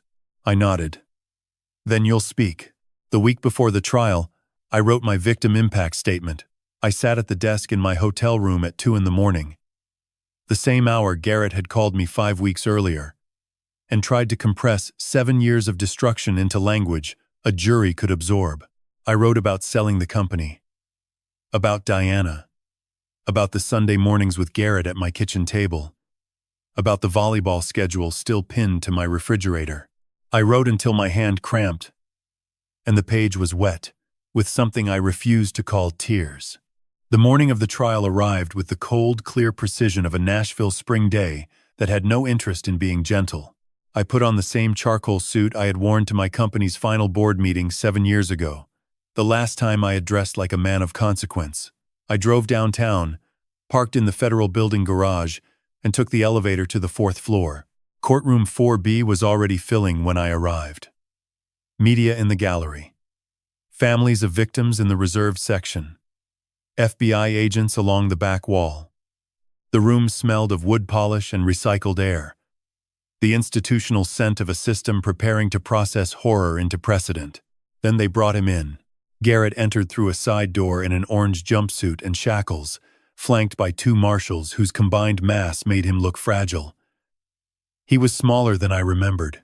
The weeks in federal custody had stripped something from his posture, some invisible scaffolding that had always made him appear larger than his actual frame. He shuffled to the defense table, the chains connecting his wrist to his waist, clinking with each step like a metronome counting down. He looked at me. Across the courtroom, through the bodies and the furniture and the heavy air, his eyes found mine with the precision of a man who had spent a lifetime studying my face for weaknesses. But the smile from the Kentucky arrest was gone. In its place was something flat and evaluative. He was reading me, assessing me, still trying to calculate whether there was an angle left to play. I held his gaze and gave him nothing. No rage, no satisfaction, just the steady, immovable presence of a man who had already won the only verdict that mattered. My daughter was above ground. His world was about to collapse into one. The trial lasted 9 days. 9 days of evidence stacked like concrete blocks, each one adding weight to a structure designed to bury my brother for the rest of his natural life. But 3 moments cut through the procedural numbness and embedded themselves permanently in the architecture of my memory. The first was Chloe. She appeared on the courtroom's large display screen via secure video link from a location the prosecution refused to disclose. When her face materialized on the monitor, the courtroom went so silent I could hear the mechanical hum of the projector's cooling fan. She looked different from the last time I had seen her, stronger, her hair pulled back, her shoulders squared against the camera with a deliberateness that told me she had practiced this posture. She had been preparing to be seen. Prosecutor Chen guided her through the 7 years with the careful precision of a surgeon opening a wound that needed air. She described the first day, the van, the blindfold, waking up underground with no understanding of where she was or who had taken her. She described the first time Garrett came down the stairs, removing a ski mask to reveal the face of her uncle. The man who had given her a bicycle for her 10th birthday. The man who had taught her to play chess on Sunday afternoons. He told me my father died in a car accident 2 weeks after I disappeared. Her voice was steady, but I could see her hands gripping the edge of a table just below the camera frame. He told me my mother had a breakdown and moved overseas. He told me that no one was looking for me, that I had been forgotten, that he was the only person in the world who knew I existed. She described the years with clinical precision, the routine, the silence, the way time lost its shape when there was no sun to mark its passage. She described Lucas's birth and the terror of raising a child in a space with no pediatrician, no daylight, no other human voice besides her own, and the one that came down the stairs.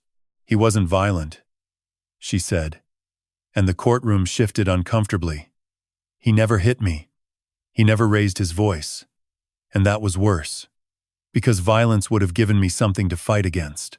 Instead, he gave me a version of care that was designed to make me believe I needed him.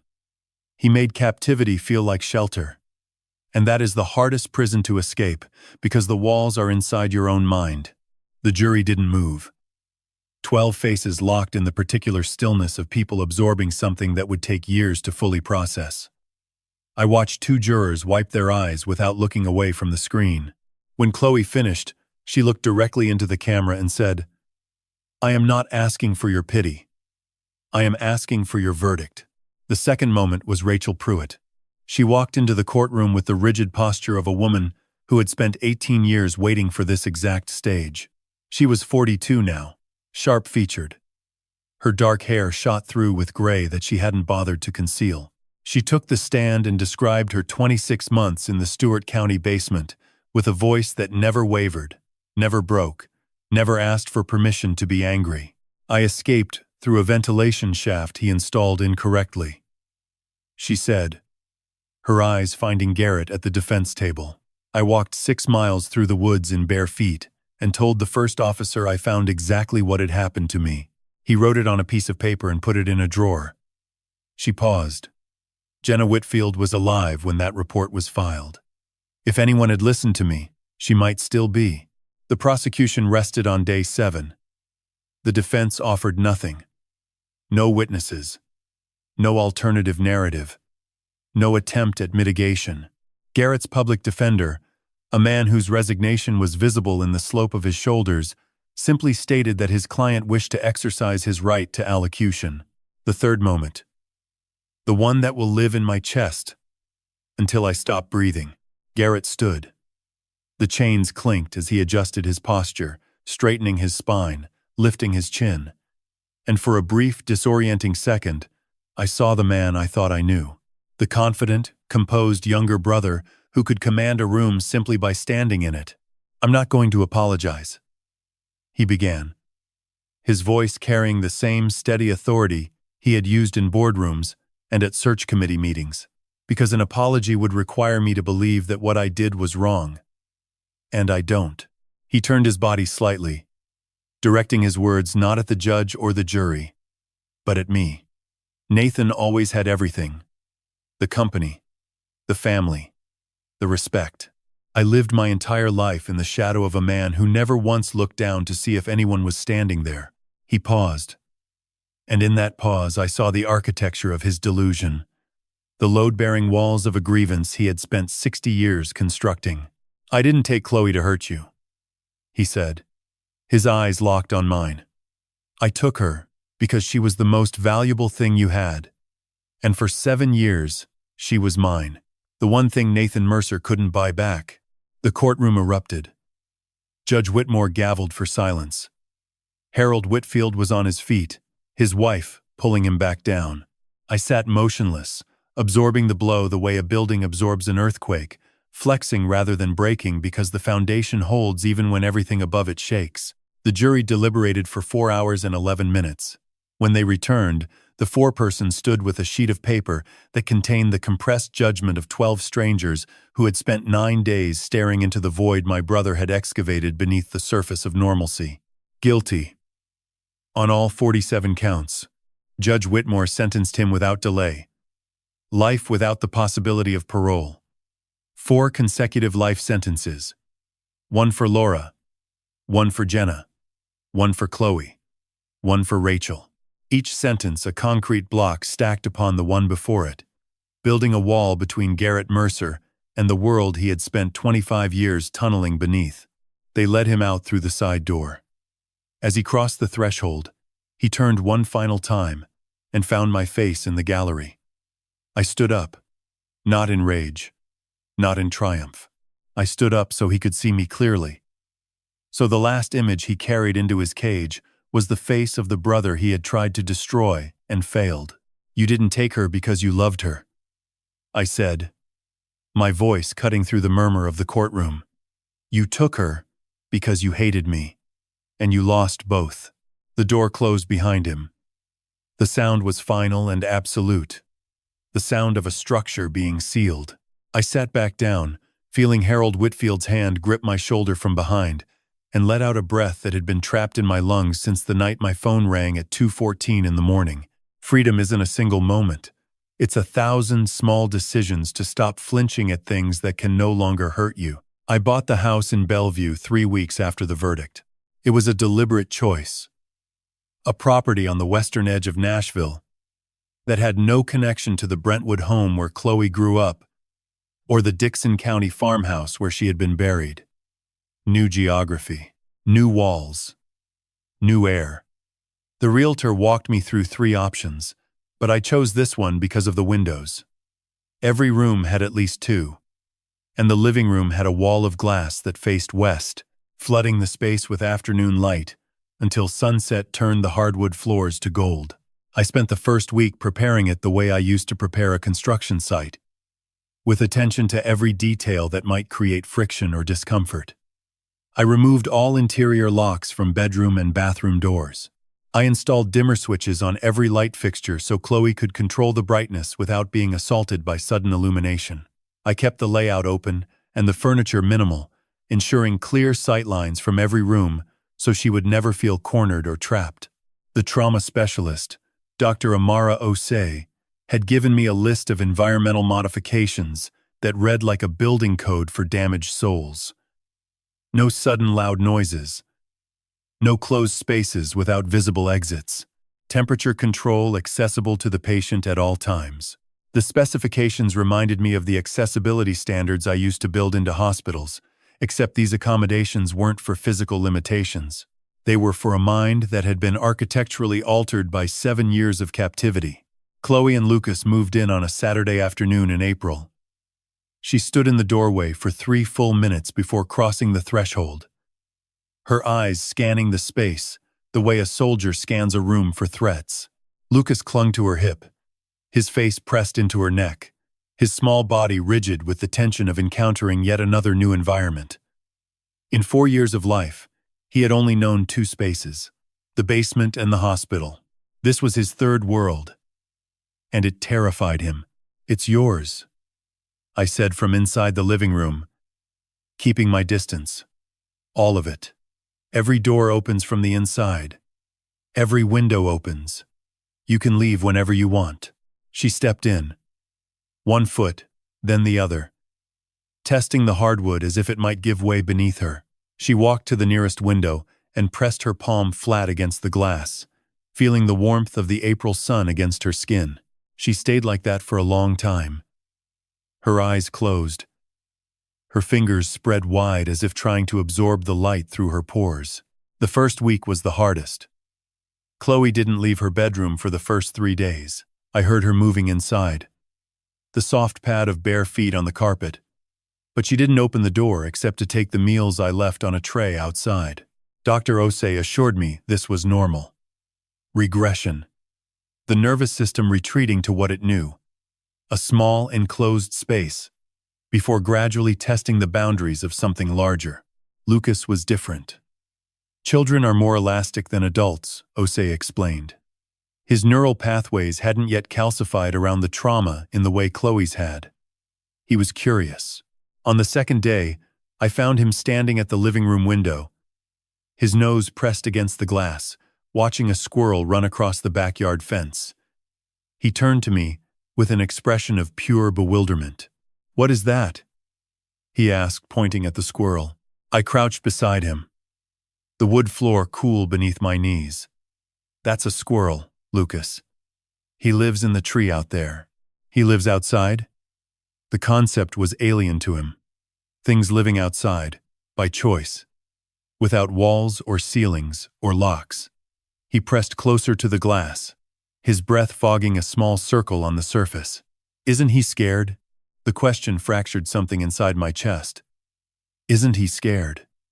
A 4-year-old boy who assumed that all living things must be afraid of open space because he had never known anything else. My brother hadn't just imprisoned a child. He had created a human being whose default understanding of existence was confinement. "Nobody," I said, my voice thick. "Most things out there aren't scared at all." On the 4th day, Chloe emerged. She came out in the early morning, before I was fully awake, and I found her sitting on the back porch with her knees pulled to her chest. The April dawn was breaking over the tree line, painting the sky in bands of pink and lavender that reflected off the dew on the grass. She was staring at it with the intensity of someone seeing a masterpiece for the first time. "I forgot how many colors there were," she said without turning around, sensing my presence in the doorway. Down there, everything was white. White light, white walls, white ceiling. I started to forget that the world had other options. I sat down beside her on the porch steps, leaving a foot of space between us. The morning air was cool and wet against my face, carrying the smell of fresh grass and Tennessee clay. A cardinal landed on the fence post 10 feet away, its red body impossibly vivid against the gray-green of the yard. "Lucas saw a squirrel yesterday," I said. "He asked me if it was scared to live outside." Chloe closed her eyes. A single tear tracked down her cheek, catching the early light. "He doesn't know, Dad. He doesn't know that the way we lived wasn't normal." I tried to protect him from that knowledge, but I couldn't protect him from the absence of everything he should have had. "He'll learn," I said. "You both will." She opened her eyes and looked at me with a directness that reminded me so powerfully of the 17-year-old who had climbed into my truck that last normal Tuesday that my throat constricted. "I want to go outside," she said. "Into the grass. I want to feel it." We walked together. 10 steps off the porch and onto the lawn. Chloe was barefoot, and when her feet touched the grass, she stopped. Her toes curled into the damp blades, her body swaying slightly, as if the texture was overwhelming her nervous system. She stood there, breathing, her face tilted toward the rising sun, her arms hanging loose at her sides. Lucas watched from the window, his palm flat against the glass, the same posture his mother had used 4 days ago. Then slowly, with the cautious movement of a creature testing the boundary of its known world, he opened the back door and stepped onto the porch. He looked at the grass. He looked at his mother standing in it, unhurt, unafraid. He took one step down, then another. His bare feet hit the lawn and he froze, his eyes going wide at the sensation. Cold. Wet. Alive. A texture that didn't exist in the vocabulary of concrete and carpet that had defined his first 4 years. Then he laughed. It was small and uncertain. The laugh of a child discovering that the world contained sensations he had never been given language for. But it was real, and it was the first sound of genuine, uncomplicated joy I had heard from either of them since the night I walked down those stairs. Chloe looked at me. The sun was on her face. Her son was laughing in the grass. And for the first time, she smiled. The phone call came on a Sunday morning in June, 3 months after the verdict. I was standing at the kitchen counter making pancakes. A skill I had relearned specifically because Lucas had never tasted them. And his reaction to that first bite, eyes wide, syrup on his chin, a sound of pure disbelief that something could taste this good, had made it worth burning the first 4 batches. The number on my screen was an Asheville area code. I hadn't seen it in over 2 years. Diana. I stepped onto the back porch, pulling the door closed behind me so Chloe and Lucas wouldn't hear. The morning was warm, the Tennessee humidity already building at 8 o'clock, and the sound of mockingbirds in the oak tree provided a strange, peaceful backdrop to what I knew would not be a peaceful conversation. Nathan. Her voice was smaller than I remembered, thinner, as if the years of distance had physically reduced her volume. I don't know if you want to hear from me, but I need to say something, and I need you to let me finish before you respond. I sat on the porch railing and watched a cardinal hop across the lawn. I'm listening. She told me she had watched the trial on television. Every day. 9 days of testimony from a hotel room in Asheville where she had been living alone since our divorce. She told me she saw Chloe's face on that screen and collapsed on the hotel floor and didn't get up for an hour. She told me she had written 11 letters to me in the week since, each one started and abandoned because no combination of 26 letters could construct an adequate apology for leaving.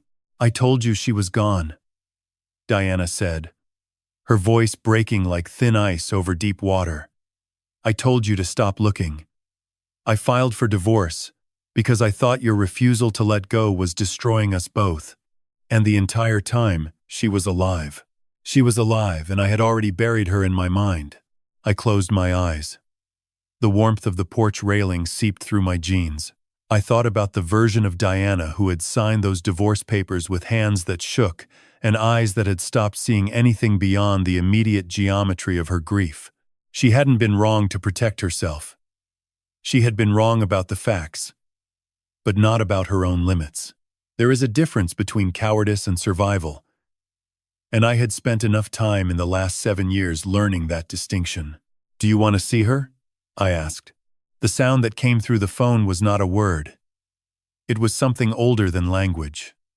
A mother's grief releasing itself from a 5-year cage of its own making. More than anything, she whispered.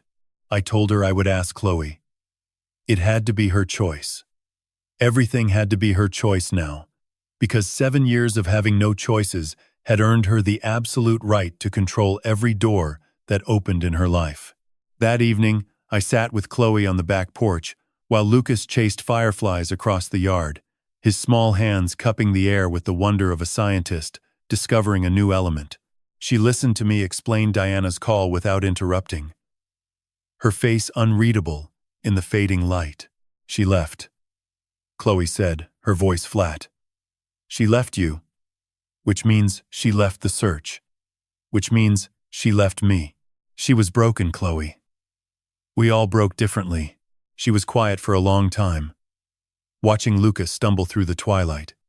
Then, without looking at me, she said, I spent 7 years being told that everyone abandoned me. I don't want to prove him right by refusing to let people back in. Diana drove from Asheville the following Saturday. I watched her pull into the driveway from the living room window, her rental car sitting in the gravel for a full 5 minutes before the door opened. When she finally emerged, she looked like a woman walking toward a detonation she had set herself. Her hair was grayer than I remembered. Her shoulders were pulled inward, protective. The body language of someone who expected to be turned away. Chloe met her at the front door. They stood 3 feet apart for an eternity compressed into seconds. Then Diana said, "I'm sorry. I stopped believing you were still out there." And Chloe said nothing. She just stepped forward and allowed her mother's arms to close around her. A gesture that wasn't forgiveness exactly, but the first brick in a bridge that might eventually become one. Lucas watched from behind Chloe's legs, the same position he had taken the night I found him in the basement. But this time his eyes held curiosity rather than terror. "Who is that?" he asked, pointing at Diana. Chloe looked down at him, her hand resting on his dark curls. "That's your grandmother, baby." Diana knelt on the porch, her knees hitting the wood with a sound that resembled prayer. She opened her hands toward Lucas, palms up, making herself small. "Hi there," she said, her voice trembling. "I've been waiting a very long time to meet you." Lucas studied her face with the analytical intensity of a child who had only recently learned that new people could be safe. Then he placed his small hand in hers, and Diana's composure shattered completely. She wept on my front porch with the hand of a grandchild she didn't know existed pressed against her palm, and I let her. Some collapses are necessary. Some tears are structural releases that prevent the whole building from falling. The legal proceedings for Lucas's custody were finalized in July. I petitioned the family court for permanent guardianship, and given that his biological father was serving 4 consecutive life sentences and Chloe's recovery was ongoing, the judge granted it without contest. Lucas Mercer. Not Lucas Vance.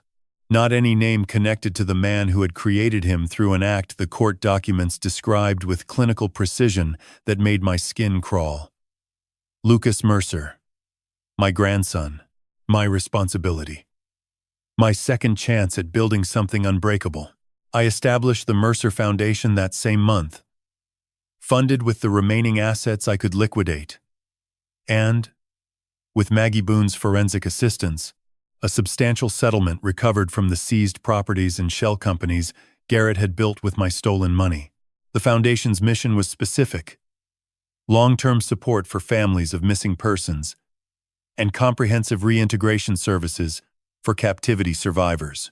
The kind of help that didn't exist when I was spending $28 million in the dark. The first family dinner happened on a Tuesday in August. I chose Tuesday, deliberately. It was the day Chloe disappeared.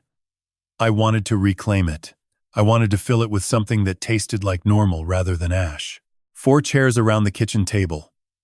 Nathan, Chloe, Lucas, Diana. Pancakes for dinner because Lucas requested them, and because every meal in this house was now built around the things that made a 4-year-old laugh. The conversation was quiet, careful. The kind of careful that comes not from fear but from reverence, for something fragile that had only just begun to exist. Diana looked at me across the table, syrup on her plate, something ancient and grateful in her eyes. We weren't married anymore. We would never be again. But we were family in a way that had been pressure-tested and found sufficient. "Past the syrup?" Lucas asked, his voice clear and unafraid. 4 words. A sentence so ordinary it could have been spoken in any kitchen in America. And that was exactly the point. It took 7 years to find her. It took another year to bring her back. Not physically. Physically, she had been above ground for 13 months. But the process of disassembling the psychological architecture my brother had built inside her mind was a demolition project that made my 30 years in construction look like child's play. You can tear down a building in a week with the right equipment. Tearing down a prison that exists between someone's ears requires patience that operates on a geological timescale. But by October, 1 year after the verdict, the signs of structural progress were everywhere. Chloe drove. That simple fact, 2 hands on a steering wheel and a foot on the accelerator, represented a year of incremental victories so small they were invisible to anyone who hadn't been counting them. First, she had to relearn that she was allowed to move through space without permission. Then she had to accept that doors opened from the inside. Then she had to trust that the car would take her somewhere she chose, not somewhere she was being delivered. Each step was a foundation pour in the reconstruction of her autonomy. She went to the grocery store alone. She picked up Lucas from preschool. She drove to Dr. Osei's office twice a week without me in the passenger seat. She existed in the world the way any 25-year-old woman exists in the world. And the normalcy of it was the most extraordinary thing I had ever witnessed. More extraordinary than any building I had ever raised from bare earth. Lucas started at Glendale Montessori in September. The transition had been managed with the delicate precision of a controlled detonation. Dr. Osei, working with the school counselor, to prepare the environment for a child whose developmental gaps were unusual but not insurmountable. He was behind in some areas. Language acquisition. Social cues. The unwritten rules of playground hierarchy that most children absorb through years of ambient exposure. But he was ahead in others. His focus was extraordinary. His fine motor skills were advanced from years of drawing with the crayons and pencils his mother provided in the basement. And his capacity for empathy, for reading the emotional state of the people around him, was startling for a 5-year-old. He learned to survive by reading one person's mood. Osei told me during a session, "That's a trauma response. But it's also a gift if we help him redirect it toward connection rather than self-protection." The Mercer Foundation's official launch gala was scheduled for the third Saturday in October. I had resisted the word gala initially. Its connotations of champagne and social performance felt dissonant against the foundation's purpose. But Maggie convinced me that visibility required spectacle. And spectacle required a room full of Nashville's decision-makers, holding wine glasses and writing checks. The event was held at the Parthenon in Centennial Park. A full-scale replica of the Greek temple that had always struck me as Nashville's most ambitious construction project. The irony of launching a foundation dedicated to freeing people from captivity inside a building designed to celebrate classical civilization was not lost on me. But the space was beautiful. The autumn evening was cool and clear, and when I stepped to the podium, I looked out at 300 faces illuminated by candlelight and saw something I hadn't seen in 8 years. A future that extended beyond the next search warrant. I spent $28 million searching for my daughter in the wrong places, I said, my voice carrying across the marble columns. I hired 14 investigators. I sold a company I built with my hands, and the entire time, the answer was 60 miles from my kitchen table, hidden by the one person I never thought to suspect. I paused, feeling the weight of the room's attention like a physical presence against my chest. This foundation exists so that the next father doesn't have to spend $28 million and 7 years learning what I learned. It exists so that when a woman like Rachel Pruitt walks into a sheriff's office and says someone is keeping me underground, the world listens the first time. The applause was sustained, but I barely heard it. My eyes had found Chloe in the third row. She was there, in a room full of 300 strangers, under artificial light, surrounded by noise and movement and the unpredictable proximity of bodies she couldn't control. She was there because she had chosen to be. She wore a green dress that matched her eyes and her hands were folded in her lap, and she was looking at me with an expression that I could only describe as proud. After the speeches, after the checks were signed and the hands were shaken, and the caterers began clearing the tables, I found her standing near one of the massive columns, watching Lucas chase another child around the perimeter of the room with the boundless energy of a boy who had discovered that the world was much larger than 600 square feet. "You okay?" I asked, standing beside her. She nodded, her eyes tracking Lucas. "It's loud and big, and there are a lot of people." She took a breath. "But I'm choosing to be here. That's the difference. Every second I stay is a second I'm choosing. Choice. The single word that separated captivity from freedom. Not the absence of walls, but the presence of volition." The next morning was a Monday. I stood at the kitchen window at 7:15, holding a cup of coffee that was still too hot to drink, watching the driveway. Chloe emerged from her room dressed in jeans and a sweater, her hair pulled back, car keys in her hand. Lucas trotted behind her in his school uniform, his backpack bouncing against his small frame, a lunchbox shaped like a dinosaur swinging from his fist. "Ready, buddy?" Chloe asked, opening the front door. "Ready," Lucas said, slipping past her onto the porch with the casual confidence of a child who no longer associated open doors with danger. She walked to the car. She opened the driver's door. She buckled Lucas into his booster seat, checked the mirrors, started the engine. Every movement ordinary, every gesture unremarkable. The complete, devastating normalcy of a mother driving her child to school on a Monday morning. She backed out of the driveway and paused at the end, her window down. She looked at me standing in the doorway and raised her hand. Not a wave exactly, more like an acknowledgement. A signal between two people who understood that this moment, this completely ordinary Monday morning, was the finish line of a race that had started in a concrete basement 13 months ago. I raised my coffee cup in return. She turned onto the road and disappeared behind the tree line. And I stood in the doorway of a house, with every window open, watching the space where her car had been, feeling the October morning fill my lungs with air that tasted like nothing at all. And that nothing was everything. I am writing this on a Tuesday evening in November. 2 years after the night my phone rang at 2:14 in the morning, and the world I thought I understood revealed itself to be a structure built entirely on sand. The house is quiet. Lucas is asleep upstairs. His bedroom door open because he no longer needs it closed to feel safe. Chloe is in the living room reading a novel she chose herself from a bookstore she drove to alone. Diana is back in Asheville, but calls every Sunday, a ritual we have rebuilt from the rubble of the one my brother destroyed. I sit at my desk in the study, a room with 3 windows and no locks, and I think about what it means to survive something that was designed specifically to kill you. Not quickly, not mercifully, but slowly. One Sunday dinner at a time, one forged check at a time. One lie layered upon another until the foundation of your entire life is revealed to be a sinkhole someone has been feeding for decades.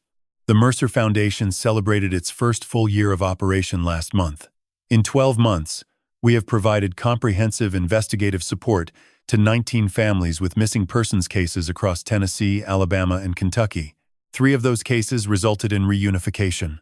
3 families who sat in the same darkness I once inhabited, spending money they didn't have on hope that kept evaporating, were given resources and expertise that shortened their search from years to months.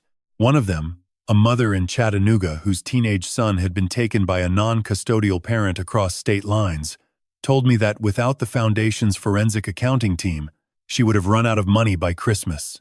"You didn't just find my son," she said, gripping my hand in both of hers at a Foundation event last month. "You kept me from losing my house while I looked for him." That sentence is worth more than every dollar I ever earned pouring concrete. Rachel Pruitt serves on our advisory board now. She drove down from Bowling Green for the anniversary meeting and sat at the conference table with the squared shoulders of a woman who had finally been given a seat in the room where decisions are made. She is helping us develop a protocol for law enforcement response to captivity survivor reports, a standardized system designed to ensure that no deputy ever again files a woman's testimony in a drawer and walks away. Her voice carries the weight of 18 years of silence, and when she speaks, rooms go still. The Whitfields visit every Thanksgiving. Harold and Maureen drive up from Muscle Shoals with a pecan pie and a quiet grace that makes our table feel complete in a way I cannot fully explain. They have become something between friends and family, connected to us not by blood but by the shared experience of being consumed by the same predator. Jenna's sister Carla joined us last year. She sat beside Chloe, and they spoke for 2 hours about things I will never fully understand because I was never underground. Some languages can only be spoken between survivors. Lucas drew a picture last week that I have pinned to my refrigerator. It is a house with 4 windows, a green yard, a brown fence, and 4 stick figures standing in front of it. Above them, taking up nearly half the page in aggressive yellow crayon, is a sun. A massive, beaming sun that dominates the composition, the way a child's understanding of importance dominates their art. He has drawn suns before, but this was the first time he drew one without being prompted. The first time the sun appeared in his work not as a learned symbol but as a felt reality. Beneath the figures, in the careful block letters his kindergarten teacher has been helping him practice, he wrote, "My family." The misspelling is perfect. It tells me he wrote it himself, without help, without prompting. He looked at the people in his life and decided they belonged on paper. Together. Under a sun he once didn't know existed. I think about Garrett sometimes. Not often, and never with the volcanic rage that once defined my every waking hour. He exists now as a fact rather than a force, a data point in the history of my life that has been processed, categorized, and filed in a drawer I rarely open. He will die in a federal facility. He will never see sunlight that isn't filtered through reinforced glass. The irony is precise and permanent, and I take no pleasure in it. Pleasure would require me to still care about him enough to feel satisfied, and I don't. He has been reduced to the same irrelevance he tried to impose on my daughter. A name in a file. A number in a system. Nothing more. What I think about instead is this. I think about the fact that I spent 30 years building structures out of concrete and steel, believing that permanence was the highest achievement of my craft. I built hospitals that would stand for a century. I built dormitories that would house generations. I believed that the measure of a life was the durability of what you left behind. I was wrong. The most important thing I ever built has no foundation. It has no blueprint. It cannot be measured in square footage or load-bearing capacity. It is a 5-year-old boy who sleeps with his door open. It is a 25-year-old woman who drives herself to a bookstore on a Tuesday night. It is a family that gathers around a kitchen table and passes the syrup without flinching. God doesn't build in concrete. He builds in moments, in the small ordinary decisions that accumulate like bricks, until suddenly you look up and realize you're standing inside something that can't be torn down because it was never made of materials that break. Faith kept me searching when the math said stop. God kept the light on in my chest when every logical analysis said the filament should have burned out years ago. And when I walked down those concrete stairs into the worst room in the world, it was not rage that carried me. It was the irrational, architecturally unsound, beautifully stubborn belief that my daughter was still breathing somewhere. That belief was a gift I did not earn and do not deserve, but I will spend whatever years I have left being grateful for it. If this story reached you, if it found something in your chest that resonated with the frequency of what it means to love someone enough to dismantle your entire life searching for them, then I ask you only this. Don't wait. Don't assume that the people closest to you are safe simply because they appear to be. Don't mistake proximity for honesty. And if something feels wrong in your family, in your home, in the silence between someone's words and their actions, trust that feeling. It is the only alarm system that cannot be disabled by someone who knows where the wires run. Share this story with someone who needs to hear it. Not for my sake, but for the next family sitting in the dark at 2 a.m, staring at a phone that hasn't rung yet. They need to know that the search is worth it. That 7 years is not too long. That 60 miles is not too far. That the concrete can always be broken if you refuse to stop swinging.